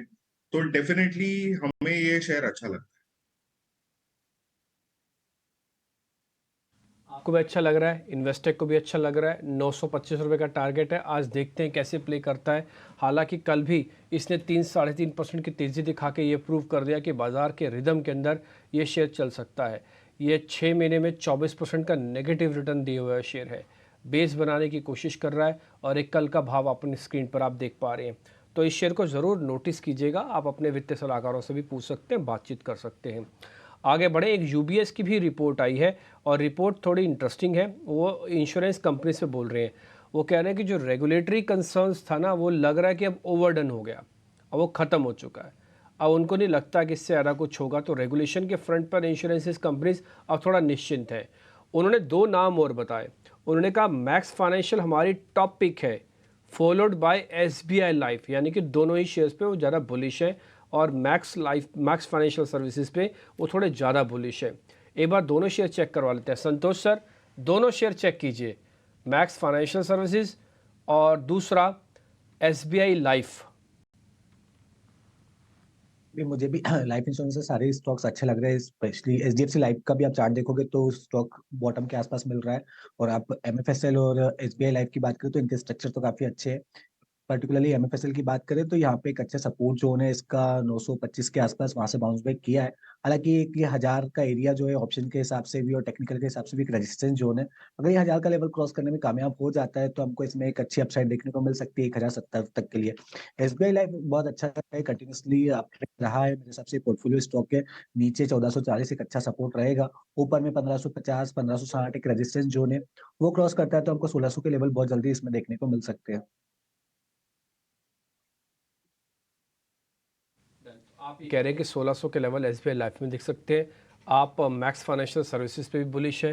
आप ज़्यादातर इंश्योरेंसेस कंपनीज पे बुलिश है। आपने एक और नाम भी लिया, 2 पूछे थे मैंने, लेकिन आपने एक एडिशन भी किया। आप कह रहे हैं कि एचडीएफसी लाइफ भी, ये भी आपको शेयर भी ठीक लग रहा है। एक बार वो भी दिखा दो। वो भी बॉटम पे है, वो भी सर की बाय लिस्ट में है। स्टैंपिंग लगाते जाओ सब पे, कि जिस जिस पे बाय है, ताकि कोई कन्फ्यूजन ना हो कि कहाँ पे हमको छोड़ना है, सिर्फ हम क्या डिस्कशन कर रहे हैं या फिर उसको लेना भी है। तो जिनके ऊपर बाय की स्टैंप लग रही है, जो लेवल्स आपको मिल रहे हैं ना, आप भले ही कॉपी पे नोट कर लो, फिर अपने कंफर्ट के अकॉर्डिंग लेते रहना। आगे बढ़े, कल के 2 शेयर जो सुपरस्टार है, इसने निफ्टी को भी सपोर्ट किया और अपने सेक्टर को भी बस दिलवाया, वो थे आईटी के इन्फोसिस और टीसीएस। देवांग, एक बार जरा आप इस दोनों शेयर्स को चेक करोगे, आज फॉलोअप बाइंग आ सकती है। प्रॉब्लम सिर्फ इनकी यही है कि फॉलोअप बाय नहीं दिखाते। मैंने तो कई बार देख लिया, 15-20 दिन में ऐसा हुआ है कि 4 बार आईटी कंपनीज ने अपने आप को तैयार किया चलने के लिए, लेकिन सेकंड या थर्ड डे आते आते तक फुस हो जाते हैं। तो एक बार जरा इन्फोसिस और टीसीएस चेक करो, ये फॉलोअप बाइंग आज दिखाएंगे क्या? डेफिनेटली यहाँ पे काफी अच्छा हमने कल एक अपसाइड देखा है, और भी लगता है पॉसिबिलिटी है कि और भी आज भी हमें अपसाइड देखने मिल सकता है। 1700 तक के लेवल्स है जो हमें देखने मिल सकता है इन्फोसिस में, जहां से सपोर्ट की बात हुई 1620 का एक सपोर्ट है इन्फोसिस के लिए, तो डेफिनेटली इसमें बाय बन सकता है 1620 के स्टॉप लॉस के साथ। टीसीएस की बात करें, ओवरऑल टीसीएस का भी chart structure higher top higher bottom structure में स्टॉक ने जहां से गिरावट की एक शॉर्ट टर्म मूविंग एवरेज से वापस एक हमें रिकवरी देखने मिली है, तो अभी भी इसमें अपसाइड देखने मिल सकता है। 4300 के करीब हमें लेवल्स है जो आते हुए देख सकते हैं। यहाँ पे स्टॉप लॉस रखना है 4150 का। एक और शेयर है एस्कॉर्ट्स, एक बार जरा आप संतोष सर आप ही चेक करेंगे। एस्कॉर्ट्स मेरे को लग रहा है कि शायद एक ब्रेकआउट कैंडिडेट बन सकता है आने वाले दिनों में। एक बार जरा चेक कीजिए तो एस्कॉर्ट्स आपको कितना ठीक लग रहा है? यस, दिन पे एस्कॉर्ट्स की बात करें तो ये हालांकि अपने 200 दिन के मूविंग एवरेज के नीचे फिसल चुका है, लेकिन आप इसमें लास्ट टाइम भी ये 12 फरवरी के आसपास इसने करीबन 2650-2700 के आसपास बेस बनाने की कोशिश की थी। अभी भी वहीं ट्रेड कर रहा है, तो यहाँ से एटलीस्ट एक बेस बना सकता है। ऊपर बाउंस बैक करता है तो थोड़ा सा स्ट्रगल रहेगा 2800 से 2850 के जोन में। मेजर तेजी इसमें 2850 के ऊपर ही आएगी, हालांकि बेस के पास है तो एक बाउंस बैक की उम्मीद कर सकते हैं। विनीत सर, आपका बहुत अच्छा एक्सपीरियंस है अडानी ग्रुप के शेयर्स को समझने का, जानने का। आप इकलौते थे जिसने पहले रिपोर्ट निकाल के ये बताया कि ये शेयर चलेंगे। मेरे को तो सर अच्छे से याद है, आपने अडानी पोर्ट की तब बात करी थी कि ये 1000 रुपये हो जाएगा। आज मैं जब देखता हूँ 1000 के ऊपर अडानी पोर्ट, मेरे को रुक रुक के आप ज़रूर याद आते हो। और मेरे को अच्छा लगता है कि आपने अडानी पे जो अपनी कवरेज थी उससे लोगों का काफ़ी भला भी करवाया, और उस समय भी आप हमारे साथ कार्यक्रम में जुड़ते रहे जब ये पूरा मामला हिडलबर्ग का चल रहा था। तो एक चीज़ मेरे को आपसे और समझनी है, कल ना एक्चुअली में गौतम अडानी ने एक और बयान भी दिया है। उन्होंने कहा जो हिडलबर्ग वगैरह मामला था ना, वो सिर्फ हमको परेशान करने के लिए नहीं था, वो तो देश के खिलाफ भी एक किस्म से कॉन्स्पिरेंसी थी, क्योंकि वो थोड़े पूरी प्रणाली के ऊपर, पूरे सिस्टम के ऊपर वो क्वेश्चन खड़ा करने वो जा रहा था। तो ये बयान उन्होंने कल दिया, और ये बड़ा बयान है, ये सीधा देश से कनेक्टेड होने वाला बयान है। तो मेरे को जरा बताइए, अडानी ग्रुप के शेयर्स में अभी भी आपका कॉन्फिडेंस हाई है, और अगर हाई है तो किस शेयर में सबसे हाई है? हाई भी नहीं है और बुलंद भी है। तो हमें लगता है कि अडानी एंटरप्राइजेस जो है बहुत बेहतरीन कंपनी है, इसमें मल्टी बैगर होने के चांसेस है। अगर आप 4-5 साल के लिए होल्ड करते हैं ना ये शेयर में, तो आपको मल्टी बैगर रिटर्न्स आएंगे इसमें से, नंबर 1। दूसरा, अगर आप देखेंगे Adani energy solutions, Adani green energy और आपके अडानी पावर, ये चारों स्टॉक्स में हमारी कवरेज है, और ये चारों शेयर में 40 से 60% की अपसाइड बनती है। तो हमें बहुत अच्छे लगते हैं। आप देखो कि इतना भाव बढ़ने के बाद भी अडानी जो पोर्ट्स है वो 30+% वॉल्यूम ग्रोथ बता रहा है। तो जिस तरह से नंबर्स आ रहे हैं और जिस तरह से ग्रोथ आ रही है इंफ्रास्ट्रक्चर की, आप देखोगे कि अभी ये सारे कंपनीज है ना, काफी अच्छी परफॉर्मेंस देंगे आने वाले 4 से 5 सालों।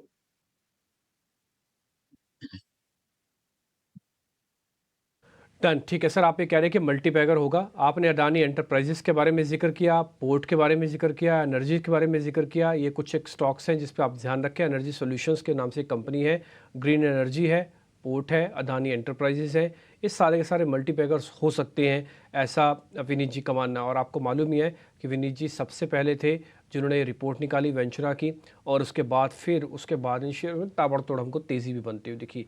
एक छोटा सा सवाल और ले लें, उसके बाद फिर हम थोड़ा आगे बढ़ेंगे, टिक्स आना शुरू हो जाएंगे।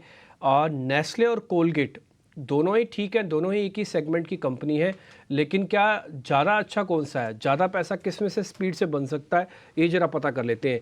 कल नेस्ले की डेज हाई पे क्लोजिंग मिली अक्षय, और कोलगेट तो आपके हाउस की भी कॉल है, जेएम फाइनेंशियल ने कॉल दे रखी है कोलगेट की, और मेरे को याद है शायद कल भी आप इसके बारे में जिक्र कर रहे थे। नेस्ले में आपके सामने खड़ा कर देता हूँ सर, दोनों में से ज़्यादा पैसा, ज़्यादा रिटर्न किस में से बनेगा? जी डिम्पी जी, अगर आप मोमेंटम चेंज कर रहे हो तो कोलगेट पामोलिव में मोमेंटम बहुत ही स्ट्रांग है। तो यहाँ पे मेरा मानना है कि अगर आप ब्रॉडर चार्ट स्ट्रक्चर देखें तो चार्ट तो स्ट्रांग है ही, हायर टॉप हायर लोज का एक बेस तो बन ही रहा है, पर कल मोमेंटम भी स्ट्रांगली पिकअप हुआ है। तो 2600 का एक बेस बन चुका है और 1950 या 3000 तक भी आपको जल्दी टारगेट देखने को मिल सकता है। तो कोलगेट पामोलिव दोनों में से कंपेयर करें तो बेटर स्टॉक रहेगा इन टर्म्स ऑफ मोमेंटम या शॉर्ट टर्म ट्रेडिंग गेन्स के लिए। और अगर नेस्ले की बात करें तो नेस्ले का भी चार्ट स्ट्रक्चर तो स्ट्रांग ही है, बस थोड़ी देरी है उसके जो स्विंग हाई है 2750 वो कैचअप करने के लिए। मेरा मानना है जिस तरीके से एक 2500 पे बेस बन के धीरे धीरे स्टॉक एक रिकवरी मोड में है, वॉल्यूम्स धीरे धीरे अच्छे पिकअप हो रहे हैं, स्टॉक जल्दी 2750 तक छू जाएगा। थोड़ा एक 8-10 दिन का ट्रेड में टाइम देना पड़ेगा। तो 2500 का बेस के साथ आप होल्ड कीजिए या थोड़ा एक पोजिशनल बाय बनाए नेस्ले में, टारगेट बना के चले 2750 की। 2250 नेस्ले के लिए target. Vineet sir, IIFL finance पर जब से आरबीआई ने इनके गोल्ड लोन पर जब से रोक लगाई बिजनेस पर, तब से हमने मुश्किलें देखी। 625 वाला शेयर 450 के भाव पे आ गया, एचएसबीसी ने डाउनग्रेड किया। एक और मुश्किल ये है कि अब फिच ने इनको रेटिंग वॉच नेगेटिव पर रखा है शेयर को। आपके हिसाब से कितनी मुश्किल ये बड़ी है और क्या करना चाहिए आईआईएफएल फाइनेंस में? नहीं, थोड़ा वेट करना चाहिए इसमें। 100% बहुत ही स्ट्रांग मैनेजमेंट है, उन्होंने बिजनेस बहुत बढ़िया तरह से ग्रो किया है, पर इनके ऊपर जो एलिगेशंस लगे हैं वो अच्छे नहीं है। थोड़े से हेरा फेरी के मामले की बातें आ रही है, तो हमें लगता है कि जब तक ये रिजॉल्व नहीं होता ना, तब तक हमें थोड़ा इससे दूर ही रहना चाहिए, क्योंकि आरबीआई का एक्शन कभी आरबीआई देखो कभी ज्यादा बात नहीं करती है पब्लिक में आके, वो जो कंसर्न पार्टी है उसके साथ ही वो लोग संदर्भ रखते हैं, और अगर वो कोई एक्शन लेते हैं तो जहाँ पे थोड़ा स्मोक है, जहाँ पे फायर है, वहीं पे वो लोग एक्ट करते हैं। तो हमें आरबीआई से क्यूज लेते हुए ऐसा लगता है कि ये शेयर से थोड़ा दूर रहना ही अच्छा रहे। दूर रहना चाहिए आपको आईएफएल फाइनेंस से। कल हमने रेलवे स्टॉक्स में बहुत अच्छा मोमेंटम देखा। रेलटेल, आईआरएफसी, राइट्स, आरवीएनएल, सारे के सारे कल रेलवे स्टॉक्स चल रहे थे। रेलटेल को फर्दर एक ऑर्डर मिला है ओडिशा कंप्यूटर एप्लीकेशन सेंटर से, करीब करीब 113 करोड़ रुपए का। बढ़िया कंपनी है, चली भी है। अक्षय, जरा आप रेलटेल पर व्यू दीजिए, क्योंकि कल हमने बड़ी तेजी देखी। अब क्या करना चाहिए, कहां तक का मूव आप देख रहे हैं इसमें? जी रेलटेल का शॉर्ट टर्म अगर ट्रेडिंग प्राइस चार्ट सेटअप देखे तो एक नेगेटिव प्राइस स्ट्रक्चर अभी भी कंटिन्यू हो रहा है, काफी ओवरसोल्ड था। तो ट्रेडिंग पैरामीटर्स पे न्यूज के चलते थोड़ा सा एक रिकवरी में देखने को मिला है। अब देखें कि एक रेजिस्टेंस है इसको 355 का 355। तो अभी जो करंट मोमेंटम है शायद 350 तक आपको मिल जाए, पर ट्रेंड अभी भी जो शॉर्ट टर्म ट्रेंड है वो वीक है। एक इंपॉर्टेंट सपोर्ट बेस टूट चुका है, तो मोमेंटम स्टॉक में ऑफ है। तो मैं कहूंगा कि थोड़ा कॉशन से अप्रोच करे, नई खरीदारी ना करे ट्रेडिंग के हिसाब से। थोड़ा ऊपर आपको हल्का सा पुल बैक मिले तो कोई ट्रेडिंग पोजीशंस आपके फंसे हुए तो उसमें एग्जिट देखे। तो फिलहाल वेट एंड वॉच मोड पे रहेगा, ऑन बाउंस एग्जिट का व्यू मैं मेंटेन करूंगा ट्रेडिंग के नजरिए से रेलटेल में। रेलटेल को लेकर ये view. Vineet sir, Eris life वाली आपने डील देखी होगी, एरिस लाइफ की और बायोकॉन की, बायोकॉन बायोलॉजिक्स के साथ जो डील हुई है, जिसमें ब्रांडेड फार्मूलेशन कारोबार ये खरीद रहे हैं उनका। इसको आप किस तरह से देख रहे हैं इस डील को? और हमारे पास जो खबरें आ रही हैं, जो जानकारी मिल रही है कि इससे इनका कर्ज बढ़ जाएगा, कर्ज बढ़ के एरिस लाइफ का 3000 करोड़ रुपए हो जाएगा। एरिस लाइफ क्या करना चाहिए और आप इस डील को कैसे देख रहे हैं, कितनी फायदेमंद होगी ये? देखिए, एरिस लाइफ है ना, हाई मार्जिन प्रोडक्ट्स चुन के ब्रांड को बिल्ड करके डेवलप करते हैं। इन्होंने हिस्टोरिकली काफी ब्रांड्स को अक्वायर करके बहुत ही अच्छा टर्न अराउंड करके उनका प्रदर्शन दिखाया है। इसलिए ये शेयर बढ़ा हुआ है। हम काफी ऑप्टिमिस्टिक है ये कंपनी के ऊपर, और हमारे हिसाब से ये उनका जो थोड़ा डेट बढ़ रहा है वो थोड़ा कंसर्न एरिया है, पर आई थिंक उन्होंने जो कामकाज आज तक डिलीवर किया है हमें लगता है बहुत बेहतरीन परफॉर्मेंस है, और हम ये कंपनी के ऊपर एक्सट्रीमली पॉजिटिव है। हमारी बाय रिपोर्ट भी है इसके ऊपर, और हम एक्सपेक्ट करते हैं कि ये शेयर आपका 1400-1500 रुपया आने 2 साल में आपको ये रेट पे दिखेगा। ठीक है, एरिस लाइफ को लेकर ये व्यू। लेकिन शरद हमारे पास फिर से जुड़ गए हैं स्टॉक्स न्यूज़ एक डिफरेंट कलेवर में लेकर। 9 के नवरत्न धमाके ज़रूर होते हैं, हम अक्सर देखते हैं। शरद बताइए आज कौन से हैं 9 के नवरत्न आपके? जी बिल्कुल, सबसे पहला स्टॉक रहेगा पेटीएम एंड ऑफ कोर्स आज जो है आरबीआई का डेडलाइन भी है पेटीएम पेमेंट्स बैंक के ऊपर। लेकिन याद रखिए एनपीसीआई का अप्रूवल जो है आ गया है। यहाँ पे पेटीएम को अलाउ करेंगे उनके यूपीआई बिजनेस पे उसको थर्ड पार्टी एप्लीकेशन प्रोवाइडर पे, यानी कि जो बैंक्स है वो एक लेयर दे सकते हैं उनके यूपीआई ट्रांजैक्शंस को लेके। तो एक टाइप से एक पॉजिटिव न्यूज़ फ्लो है पेटीएम के लिए। बाइकॉन भी फोकस में रहेगा। इंद्रनील सेल ने जो है रिजिग्नेशन दे दिया है अब सीएफओ के पद से। जोमेटो भी फोकस में रहने वाला हमारा तीसरा स्टॉक। उनके जो कंपटीटर है पीयर जेप्टो, जो क्विक सर्विस होती है, जोमेटो की एक बिजनेस है ब्लिंकिट, वो भी क्विक सर्विस में है। तो यहाँ पे जेप्टो ने जो है अब स्टार्ट कर दिए है ऑर्डर की जो प्रोसेसिंग फीस होती है उसको चार्ज करने के लिए लगभग 2 रुपये प्रति ऑर्डर का एक प्लेटफॉर्म फ़ी है, अब वो चार्ज करने लगे हैं। ऑलरेडी ब्लिंकिट जो जोमेटो की कंपनी है वो ऑलरेडी सितंबर 2023 से उन्होंने भी स्टार्ट किया। तो अब जो है आप कह सकते हैं प्राइस हाइक्स देखने मिल रहे हैं क्यूएसआर स्पेस में। तो ऑफकोर्स जोमेटो भी आज फोकस में रहने वाला है। अगर बात करें तो लिस्टेड स्पेस में एएमसी स्टॉक्स भी फोकस में रहेंगे, स्पेशली एबीएसएल एएमसी और निप्पॉन इंडिया एएमसी। उन्होंने ऑलरेडी अपने स्ट्रेस टेस्ट रिजल्ट्स जो mid cap small cap schemes में होते हैं वो डिक्लेयर कर दिए हैं, और लार्जली कह सकते हैं एक्सपर्ट्स का मानना है कि ये लिक्विडिटी रेशियोज़ जो है वो उनकी स्टेबल है जहाँ तक आपको देखना है। इसके अलावा याद रखिए आपकी बाकी अन्य एएमसीज भी आज फोकस में रहेंगे। एंड ऑफ द डे तक वो सारा अपना जो डिटेल्स है और रिजल्ट्स है वो अनाउंस कर देंगे। तो ऑफकोर्स हम लोग जो है यूटीआई एएमसी और एचडीएफसी एएमसी का भी आंकड़ा आपके पास लेके आएंगे। ओएमसी स्टॉक्स भी आज जो है नेगेटिव इम्पैक्ट देखने मिल सकता है, क्योंकि पेट्रोल और डीजल के जो प्राइसेस है वो 2 रुपये प्रति लीटर घटा दिए गए हैं। हालांकि देखा जाए ओएमसीज के लिए 2 और नेगेटिव पॉइंट्स आते हैं। एक है कि जो आपका सिंगापुर का ग्रॉस रिफाइनिंग मार्जिन है वो थोड़ा कम हो गया है, और ब्रेंट भी $85 का जो प्रति बैरल है उसके आंकड़े के ऊपर चले गए हैं। एरिस लाइफ साइंस का कल कॉल था, और इम्पोर्टेंटली बताएं कि उन्होंने जो है बाइकॉन्स की जो है इंडिया की ब्रांडेड बिजनेस उसको अक्वायर कर लिया है, और उन्होंने कहा कि जो कर्ज के लेवल से वो अब 3000 करोड़ रुपए के हो जाएंगे, और मिड टर्म बेसिस पे इंसुलिन पोर्टफोलियो पे 70% का ग्रॉस मार्जिन का टारगेट है, और रेवेन्यू 5000 करोड़ तक टोटली आ सकता है वित्त साल 2028 में। तो ये 3 की टेक अवेज जो है एरिस कॉल के लाइफ साइंस के में हमने देखा। इसके अलावा स्मॉल कैप स्पेस में गुफिक बायोसाइंस फोकस में रहेगा, और यहाँ पे उन्हें एक इम्पॉर्टेंट पैटेंट मिला है आपके स्किन ट्रीटमेंट ड्रग के लिए, और ये 2036 तक लागू होगा। तो 7 स्टॉक्स तो हमने आपको बता दिए, लेकिन हमारा 8वां स्टॉक है बिग बोल्ड ब्रोकरेज, और यहाँ पे फोकस में रहेगा वेस्ट लाइफ फूड, और ऑफकोर्स मैकडोनल्ड्स का ब्रांड है। यहाँ पे इन्वेस्टेक ने रिपोर्ट लाया, इनिशिएट किया है बाई के साथ। टारगेट प्राइस है 923 रुपीज़ पर शेयर का। यहाँ पे वो एक्सपेक्ट करे कि मार्जिन एक्सपेंशन आगे जाते हुए देखने मिल सकता है। अगले 3 साल में रेवेन्यू लगभग 17% का CAGR पे ग्रो कर सकता है, और पैट 43% का ये आंकड़ा दिया है, और स्टोर एक्सपेंशन और जो सेम स्टोर सेल्स ग्रोथ की अपॉर्चुनिटी है उसमें भी बुलिश नजरिया है। हमारा आखिरी स्टॉक वो है आपका पेपर रिलेटेड स्टॉक्स, आपके JK paper, west coast paper, Andhra paper जैसे स्टॉक्स फोकस में रहेंगे। कॉरुगेटेड पेपर सेगमेंट में जो है यहाँ पे रेट रिडक्शन देखने मिली है, लगभग 1000 से लेकर 1500 रुपये तक जो पर मेट्रिक टन है अक्रॉस बोर्ड यूनिट्स यहाँ पे हमें देखने मिली है। ये हमें इंडस्ट्री कनेक्ट से पता चला है, और इम्पॉर्टेंटली 3rd क्वार्टर और 4th क्वार्टर पेपर कंपनीज के लिए स्ट्रॉन्ग होते हैं। लेकिन अब जो है 2nd क्वार्टर और 1st क्वार्टर हम देखने वाले हैं वित्त साल 2025 में, तो यहाँ पे डिमांड कम हो सकते हैं। तो आगे जाते हुए एक्सपर्ट्स का मानना है कि और भी प्राइस कट्स देखने मिल सकता है। तो ये एक इम्पॉर्टेंट डेवलपमेंट जो है जो आपके पेपर इंडस्ट्री वाले स्टॉक्स में आज फोकस रहेगा।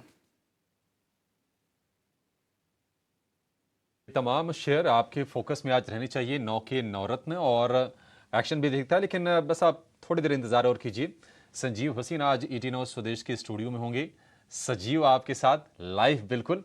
और आपके सवालों के जवाब भी देंगे। आप YouTube पे जाके आप सवाल पूछिए, आप #AskSanjeev ऑन स्वदेश करके आप इस पर अपना सवाल भेजिए और इस पर भी आपके सवालों के जवाब मिलेंगे। तो तमाम तरीके हैं, YouTube है, सोशल मीडिया है, अपने सवाल पूछिए। हम वसीम साहब से आपके सवाल पूछेंगे और आपको बिल्कुल लाइव जवाब मिलेंगे। आधे घंटे तक वसीम साहब हमारे साथ होंगे 9:25 से 9:50 तक, और जितने भी आपके मार्केट से जुड़े, शेयरों से जुड़े जो भी आपके कंफ्यूजन होंगे उसको दूर करने की कोशिश करेंगे। तो ये तमाम स्टॉक्स तो आज फोकस में होंगे, लेकिन चलिए अब प्री ओपन के लेवल्स भी सेटल हो गए हैं। एक बार जरा डिम्पी से समझ लेते हैं कि उनको ये लेवल्स किस तरह के लग रहे हैं। हालांकि 80 अंकों के गैप डाउन के साथ आज ओपनिंग होने के संकेत मिल रहे हैं। 22,064 का स्तर है निफ्टी पर। निफ्टी बैंक है 200 अंक आज फिर से नीचे 46,560 के आसपास। डिम्पी, निफ्टी किस तरह के लग रहे हैं आपको लेवल्स? 22,000 के आसपास फिर से आ गए हैं, एक मौका बनेगा क्या? देखिए अभिषेक, जब सुबह 120 पॉइंट नीचे था तब भी मेरा ऐसा मानना था कि इतना गैप तो नहीं दिखाएगा, गैप को कम कर देगा, और मेरा भी ऐसा मानना था कि 50-60 मैक्स टू मैक्स 70 पॉइंट तक दिखाएगा। तो 80 पॉइंट का इन्होंने गैप डाउन दिखाया है। इस पूरी प्रोसेस में जो गैप डाउन है, इसमें अच्छी बात क्या है कि बैंक निफ्टी के पास 22,000 का लेवल बचाने का भी रूम है। अभी तो 64 पॉइंट और नीचे जाएगा तो 22,000 टेस्ट करेगा, और अगर आप क्लोजिंग लेवल पे देखेंगे तो ये ऑलमोस्ट यही 67 पॉइंट बनेंगे, क्योंकि 21,997 का एक लो लगा हुआ परसों का, जो कि हम पैनिक लो की तरह भी काउंट कर सकते हैं। तो आज आपको ध्यान क्या रखना है? आज आपको सिर्फ ये देखना है पहले 5 से 10 मिनट के 22,000 को हम कितना अच्छे से टिका पाते हैं। ट्रस्ट में, अगर आज 22,000 आप टिका पाए तो एक सेकंड राउंड की शॉर्ट कवरिंग फिर आएगी बाजार में, जैसे कल आई थी। कल तो लॉन्ग था, वैसे बाय द वे मैं आपको बता दूं, कल 6% का लॉन्ग था ओपन इंटरेस्ट एडिशन। तो आज फिर से बाइंग आ सकती है, लेकिन इसमें एक कंडीशन है कि 22,000 के ऊपर थोड़ा टिका रहे ये, और अपने पैनिक लो को भी ब्रेक ना करे। अब आते हैं बैंक निफ्टी पर। अच्छा, एक और चीज़, जिनके पास ये पोजीशन है ना निफ्टी वाली, वो एवरेज वेवरेज नहीं करें, ना ही करें, या कोई नया कोई पोजीशंस लेनी है तो बिल्कुल ले सकते हैं। और स्विंग का स्टॉप लॉस 22,000 का, और बड़ा स्टॉप लॉस लगाना चाहे तो 21,800 का लगा के बैठे रहें। बैंक निफ्टी के बारे में भी मैं ही आपको बता देता हूँ बिना क्वेश्चन पूछे ही। बैंक निफ्टी की जो क्लोजिंग है वो ओपनिंग आज हो रही है वो 217 पॉइंट है। ध्यान देने वाली बात यह है कि इसको आपने ना बहुत ज़्यादा दबा दिया। अभी इतना दब चुका है कि इसमें शॉर्ट करने की अपॉर्चुनिटी अभी ख़त्म हो रही है। 46,500 बहुत इंपॉर्टेंट सपोर्ट एरिया है, ये पूरे सीरीज़ का भी सपोर्ट एरिया हो सकता है। और मेरे को थोड़ा कहने में भी जल्दबाजी नहीं होगी कि ये अपने सीरीज़ का बॉटम बना रहा है। अभी सीरीज़ कहने का मतलब पूरे मार्च के अंदर शायद इसके बाद ये नीचे नहीं जाए। ये बॉटम बनाने में 100-200 पॉइंट लेता है, जैसे कि 46,200 से 46,500, ये 200-300 पॉइंट की रेंज है जो सीरीज़ का बेस बनाएगा। तो अगर आप सीरीज़ के हिसाब से लेना चाहते हैं बिल्कुल ले सकते हैं 10 से 15 पॉइंट। और अगर ये 46,500 के ऊपर टिका रहता है, आज का पहला टारगेट, रिपीट कर रहा हूँ, पहला टारगेट 46,800, दूसरा टारगेट 47,000 का होगा, और रीबैलेंसिंग वाला जो पॉइंट है मेरे फेवर में जा सकता है। तो आप दोनों पे शॉर्ट करने की मनाही, लॉन्ग करना है, छोटे छोटे वॉल्यूम के साथ काम कीजिए और थोड़ा होल्ड कीजिए। ये शेक कर रहा है, रिवॉर्ड अभी देगा, अभी जल्दबाजी में मत कीजिए, रिवॉर्ड आराम से देगा आपको अभिषेक। ठीक है, तो बाजार पर ये व्यू हो गया, लेकिन चलिए फटाफट कुछ और स्टॉक्स पर व्यू ले लेते हैं। किम्स का एक शेयर आज फोकस में रहेगा। Krishna institute of medical sciences, इन्होंने थाने में जमीन अक्वायर की है एक नया हॉस्पिटल बनाने के लिए 99 साल के लीज पर। किम्स का शेयर जरा अक्षय आप चेक कीजिए, कैसा लग रहा है आपको ये? जी, Krishna institute of medical science, अगर ये शेयर का प्राइस पैटर्न देखे तो जो लॉन्गर टर्म चार्ट्स है अभी भी मजबूत है, कोई दिक्कत नहीं है। शॉर्ट टर्म में थोड़ी सी बिकवाली का शिकार हुआ है, 2200 से लेके 1980 का रेट चल रहा है। तो मेरा मानना है थोड़ा और इसमें पेन हो सकता है। 1900 के आसपास में एक मेजर सपोर्ट एरिया देख रहा हूँ। तो अगर आप बाय करना चाहे तो रिस्क रिवॉर्ड पे ऑफ के जरिए से 1900 के आसपास एक अच्छा बाय पॉइंट बनेगा, वो एक स्ट्रॉन्ग सपोर्ट है। तो बाय ऑन डिप्स वाली स्ट्रेटेजी बनाए, थोड़ा वेट एंड वॉच है, क्योंकि 1980 और 80 पॉइंट दूर है सपोर्ट से। डिप में बाय करने की सलाह रखूंगा। वहां पे आप स्टॉप लॉस बनाइए 1800 का, और वहां से स्ट्रांगली रिकवर होने के चांसेस है, जहां पे आपको 2200 के टारगेट बनते हुए दिखेंगे। थोड़ा टाइम रहेगा, शायद 1-1.5 महीने का टाइम ये पूरे ट्रेड को देना पड़ेगा, पर बाय ऑन डिप्स वाली स्ट्रेटेजी आप बना के चलना किम्स में। ठीक है, बाजार खुलने में 2 से ढाई मिनट का समय रह गया है, लेकिन स्ट्रेस टेस्ट के नतीजे म्यूचुअल फंड्स की तरफ से मिड कैप और स्मॉल कैप स्कीम्स को लेकर आने लगे हैं। जिन म्यूचुअल फंड्स के नतीजे आ गए हैं उसकी डिटेल लेकर हमारी सहयोगी पूजा त्रिपाठी जुड़ गई हैं। पूजा, बताइए, क्या कोई कंसर्न्स आए हैं या नॉर्मल है सब कुछ? नॉर्मल है सब कुछ। अगर इंडस्ट्री मापदंड के हिसाब से देखा जाए तो ज़्यादा स्ट्रेस नहीं दिखाई दे रहा है। सभी कंपनियां स्टेबल हैं जिस तरीके से रिजल्ट निकल कर आए हैं। तो ये स्ट्रेस टेस्ट इसलिए करवाया ही गया था मिड कैप स्मॉल कैप कंपनियों के लिए, क्योंकि जिस तरीके से यूफोरिया बन रहा था और जो तेज़ी आई थी और फिर हाल फिलहाल में भारी गिरावट देखने को मिली, तो रेगुलेटर्स ने एक कॉशियस मेजर्स के तहत ये टेस्ट लेने को कहा तमाम एएमसी कंपनियों को। और इसमें जो स्ट्रेस के नतीजे आए हैं, इसमें हम अगर क्वांट की बात करें तो उनके लिए जो लिक्विडिटी दिन है, यानी कि इसमें ये मापदंड दिया गया कि फंड को कितना समय लगेगा अगर कुछ स्ट्रेस देखने को मिला या उनको बेचना पड़ा, तो उनके पास लिक्विडिटी का समय पर्याप्त है या नहीं। अगर 25 से 50% शेयर उनको बेचने पड़े तो उसमें उनको कितने दिन लग जाएंगे और ऐसे में उनका परफॉर्मेंस स्टेबल रहेगा या नहीं। और भी काफ़ी सारे मापदंड थे, हम क्विकली इसको बताने की कोशिश करते हैं यहाँ पर। तो जब क्वांट ने किया तो मिड कैप में उनके पास 6 लिक्विडिटी डेज में उनके पास समय था और 22 दिन उनको लगेंगे स्मॉल कैप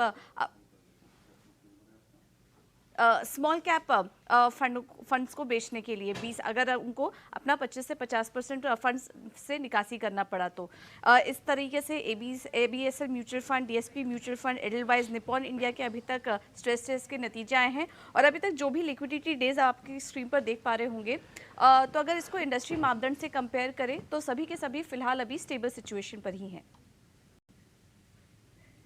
ठीक है पूजा, बहुत शुक्रिया। पूरा स्टेबल अभी आप बता रहे हैं, ऐसी कोई दिक्कत है नहीं। तो ये आपको मोटा मोटी जानकारी ठीक बाजार खुलने से पहले मिल गई होगी। बाजार खुलने को है, 30 सेकंड बाद खुल जाएगा। आज जिन शेयरों ने कमान संभालेगा, मैं पहले फ्रंटलाइन शेयर्स आपको बता देता हूँ। उसमें अदानी एंटरप्राइजेस अव्वल नंबर पे होगा, 0.5% ऊपर है। Power grid, Adani port, Tata steel, ONGC, इन सब में बढ़त है, लेकिन कोई भी शेयर 1% से ज़्यादा के बड़े गैप के साथ ओपन नहीं कर रहा। अब आते हैं गिरावट वाले शेयर पे। बीपीसीएल 3.5% नीचे है। एक तो बाजार की गिरावट, दूसरा 2 रुपये का चुका टायर सिंबॉलिक, वो भी एक थोड़ा प्रेशर दे रहा है। एसबीआई लाइफ 1.5% नीचे। आईसीसी बैंक, बजाज फिनसर्व, एमएडएम, इन सभी में गिरावट करीब 1 से 1.5% के आसपास की है। कुल मिला के बाजार की आज जो ओपनिंग हो रही है वो थोड़ा कमज़ोर ओपनिंग हुई है। 80 पॉइंट का पहला टिक, उसके बाद फिर 74 पॉइंट का। ठीक है, आपको इंपॉर्टेंट चीज़ बचा के रखनी है, देखनी है, वो देखनी है कि 22,000 का लेवल जल्दी ब्रेक ना हो। अगर ये ब्रेक नहीं होता तो एक अपॉर्चुनिटी के तौर पर भी आज हो सकता है। और निफ्टी बैंक के अंदर अगर आप देखेंगे तो 116 ही पॉइंट की गिरावट है और इसने अपने 40,500 वाले बेस को बना रखा है। मेरे को आज लग रहा है कि निफ्टी और बैंक निफ्टी में से हो सकता है बैंक निफ्टी ज़्यादा तेज़ी से ऊपर आ जाए। मैं उसकी वजह बता सकता हूँ। एक तो रीबैलेंसिंग वाली खबर है, दूसरा कुछ ज़्यादा ही आपने उसको दबा दिया, अब शायद पुल बैक आपको ज़्यादा स्ट्रॉन्ग दिखे। परसेंटेज में भी अगर आप देख पा रहे होंगे ना, तो आपको बैंक निफ्टी थोड़ा कम गिरता हुआ दिख रहा है। एक और शेयर एडवांस डिक्लाइन में कोई दिक्कत नहीं है। अभी 900 वर्सेस 900 शेयर हैं, कांटे के टक्कर चल रही है। देखते हैं झुकाव किस तरफ होता है। 2-4 बड़े शेयर आ गए तो भले ही आपके एडवांसेस कम भी रहेंगे ना, तब भी आपका काम बन जाएगा। स्क्रीन पर एक बार जरा स्मॉल कैप और मिड कैप के इंडाइसेस और दिखा दीजिए, वहाँ पे ज़्यादा प्रॉब्लम नहीं होनी चाहिए। मैं फिर से रिपीट करता हूँ, आप कोई भी पोजीशन लें, एक बार नज़र ज़रूर डाल लें स्मॉल कैप और मिड कैप के अंदर इस समय की सिचुएशन क्या चल रही है एक्चुअली में, क्योंकि वो एपिक सेंटर है किसी भी चीज़ का ठीक होने का, ख़राब होने का। आप उसमें ट्रेड ना करें, लेकिन उसको चेक तो करें। तो फिलहाल अभी शुरुआती ज़्यादा बड़ा झटका नहीं लग रहा और कोई बड़ी बात नहीं कि देखते देखते मिड कैप और स्मॉल कैप इंडेक्स हरे निशान में भी आ जाए। और थोड़ी देर पहले पूजा भी आपको बता रही थी कि एज सच कोई प्रॉब्लम है नहीं। जो स्ट्रेस टेस्ट के अभी तक जितने भी रिजल्ट्स आए हैं, उस रिजल्ट्स में किसी तरह का कोई तनाव तो नहीं दिख रहा।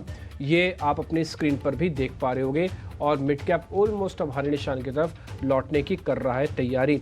निफ्टी और बैंक निफ्टी के अंदर भी कुछ ज़्यादा बड़ा कट नहीं है, अब सिर्फ 55 पॉइंट की गिरावट है और इसने 22,000 को बहुत अच्छे से संभाल लिया। मेरे को ऐसा लग रहा है कि बैंक निफ्टी आज थोड़ी स्पीड से कवर करेगा। दिखाइए जरा, शुरुआत में HDFC बैंक वो आ गया है हरे निशान में, तो HDFC का वेटेज काम आ सकता है। एक बार आप जरा और भी बैंकिंग काउंटर्स अगर आप दिखाना चाहें तो वो भी दिखा सकते हैं। तो बैंकिंग काउंटर्स 1 मिनट के लिए स्क्रीन पर रखिएगा, उसके अंदर आपको थोड़ा ज़्यादा बड़ा मूवमेंट देखने को मिल सकता है। 12 में से 5 शेयर इस समय हरे निशान में आ चुके हैं बैंक के। SBI दिखा सकते हैं आप, इंडसन एक बार दिखाइए, फेडरल बैंक दिखाइए, बंधन दिखाइए। ये 4 बैंक एक बार जरा दिखा सकते हैं आप। बस 2 बैंकों की और वेट हो रही है हमारे को, फर्स्ट एक आईसीआईसीआई, दूसरा एक्सिस, अगर ये भी आ जाते हैं तो फिर आपका बैंक निफ्टी का काम होना शुरू हो जाएगा। अब एडवांसेस भी आप चेक करोगे ना, देखो आपको 1000 शेयर ऊपर दिखने लग गए होंगे। तो कुल मिला के 2 बड़े इंजन, फर्स्ट एक आईटी, सेकंड एक बैंक, ये दोनों अपना अपना काम कर दें तो काम बन जाएगा। निफ्टी के आज 50 में से 40 शेयर इस समय लाल निशान में है, बट इससे ज़्यादा गिरावट नहीं होनी चाहिए। अगर नहीं होती है तो कोई दिक्कत नहीं आएगी। मिड कैप इंडेक्स और स्मॉल कैप इंडेक्स हर निशान में आ चुके हैं। ये पहला शुभ शगुन होता है बाजार को रोकने का, चलाने का नहीं। मेरे वर्ड पे गौर कीजिएगा, चलाने के लिए नहीं, रोकने का शुभ शगुन है ये। दूसरा पॉइंट, ये हीट मैप आप देख पा रहे हैं, इसमें कुछ पावर से जुड़े हुए स्टॉक्स आपको दिख रहे होंगे और अडानी ग्रुप का एक शेयर भी आपको दिख रहा है, अदानी एंटरप्राइजेस। थोड़ी देर पहले विनीत सर भी आपको ये बता रहे थे, मल्टी बैगर स्टॉक की लिस्ट में डाला जा सकता है। बीपीसीएल में जो शुरुआती कट लगा था वो 3% का था, लेकिन अब कट सिर्फ 2-2.5% का रह गया। मेरे को लगता नहीं कि ऑयल मार्केटिंग कंपनीज ज़्यादा टूटेंगी और इसमें वो सारे शेयर्स आपको दिख रहे हैं। धीरे धीरे करके ये जो बढ़ने वाले शेयरों की संख्या है ना, आप एक एक करके हरे निशान में और शेयर ऐड ऑन होते देख सकते हैं। तो ये एक हीट मैप भी आपके स्क्रीन पर है। जल्दी से एक काम करता हूँ, छोटे मझोले शेयर्स भी मैं ही बता देता हूँ और उसके बाद फिर अभिषेक सीधा कॉल्स पे आ जाएंगे। IRB, पेटीएम पे 5% का सर्किट है, IRB पे 5% का सर्किट है, स्वान एनर्जी पे एक 7.5% का बड़ा मूव है। इसके अलावा कैंपस, मान्यवर, ये 3 से 5% ये शेयर ऊपर आए हुए हैं। खबरें जिनमें है, जैसे आपको पता है पेटीएम पे खबर है, IRB पे खबर है, तो ये थोड़ा चले हुए हैं। आज साल का हाई जिन मिड कैप शेयर्स ने लगाया उसमें कोलपाल है, खुलते ऊपर आ गया था 0.5%, और इंटेलेक्ट डिज़ाइन है। कल भी हमारे एक मेहमान ने इसको BTST प्लस करवाया था, शायद अक्षय पी भागवती थे, तो उन्होंने इंटेलेक्ट डिज़ाइन प्लस करवाया था। इसके अलावा आज जो शेयर कमज़ोर है उसमें बायोकॉन कमज़ोर है। बायोकॉन के CFO का जो इस्तीफ़ा आ रहा है आपको मालूम ही है। हिंद कॉपर, ये माफ़ कीजिए हिंदुस्तान पेट्रो, ये 4% नीचे। टाटा का इन्वेस्टमेंट्स नाम की कंपनी सर्किट पे ही बढ़ती है, सर्किट से गिरती है, आज लोअर सर्किट का दिन है। इसके अलावा ओलेक्ट्रा ग्रीन्स भी आज आपको कमज़ोर दिख रहा होगा। मोटा मोटी बाजार आपने समझ लिया, देख लिया, और मार्केट अपने आप को रोकने की थोड़ा कोशिश कर रहा है। हल्का सा इंडिया विक्स बढ़ा हुआ है, ज़्यादा कंसर्न नहीं है, लेकिन आपका काम बन रहा है। बैंक निफ्टी में सिर्फ और सिर्फ गिरावट 33 पॉइंट की है। मेरे को आज यकीन है कि शायद बैंक निफ्टी आपको हरे निशान में अगले 10 मिनट में ही आ जाएगा, ऐसा देख के लग रहा है डाटा को। ठीक है, बढ़िया है, रिकवरी भी हो रही है और निफ्टी सिर्फ 60 अंक ही नीचे रह गया है, लेकिन हम देख रहे हैं कि खबरों के दम पर एक्शन हो रहा है। शक्ति पंप को, रेल टेल को ऑर्डर की खबर थी, ये शेयर चल रहे हैं। गुफिक बायो को एक पेटेंट मिला, ये शेयर भी चल रहा है। लेकिन फटाफट अब ये समझ लेते हैं कि आपके लिए शुरुआती कारोबार में कमाई के मौके कहां पर मिल रहे हैं। शुरुआत करेंगे ओपनिंग ट्रेड्स की।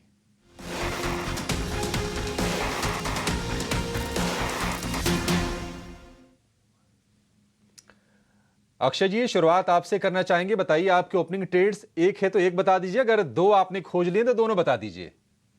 जी, ओपनिंग ट्रेड्स में एक ट्रेडिंग के नजरिए से बॉटम फिशिंग का कैंडिडेट ढूंढ रहा हूँ। बैंकिंग का major State Bank of India में काफी अहम स्तर पे ट्रेड हो रहा है। 735 740 एक स्विंग लो है, शॉर्ट टर्म मूविंग एवरेजेस का कन्वर्जेंस है, और यहाँ पे एक रिकवरी आपको ये दिखा सकता है ट्रेडिंग में, और रिस्क रिवॉर्ड के पे ऑफ से भी बहुत ही बेहतरीन एरिया में ट्रेड हो रहा है। तो स्टेट बैंक बाय करे आप, स्टॉप लॉस बना के चले आप 730 का, यहाँ से रिकवर होता है तो 760 तक आपको जल्दी स्टेट बैंक दिख सकता है।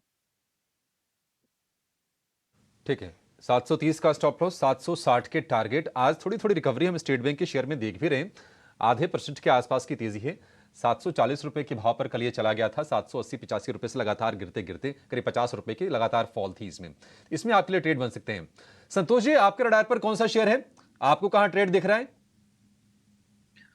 यस, मेरे भी रेडार पर फेडरल बैंक है, बैंकिंग काउंटर है। इसमें भी कल एक 200 दिन के मूविंग एवरेज पे आप देखोगे तो एक डोजी फॉर्मेशन बना है, ड्रैगन फ्लाई डोजी, वो एक रिवर्सल का साइन होता है, तो यहाँ पे एक शॉर्ट कवरिंग मूव देखने को मिल सकता है। 150 इमीडिएट टारगेट होगा, अगर 150 क्रॉस करता है तो हमको 153 तक की अपसाइड आज देखने को मिल सकती है। यहाँ पर आपका स्टॉप लॉस होना चाहिए 146.5 का।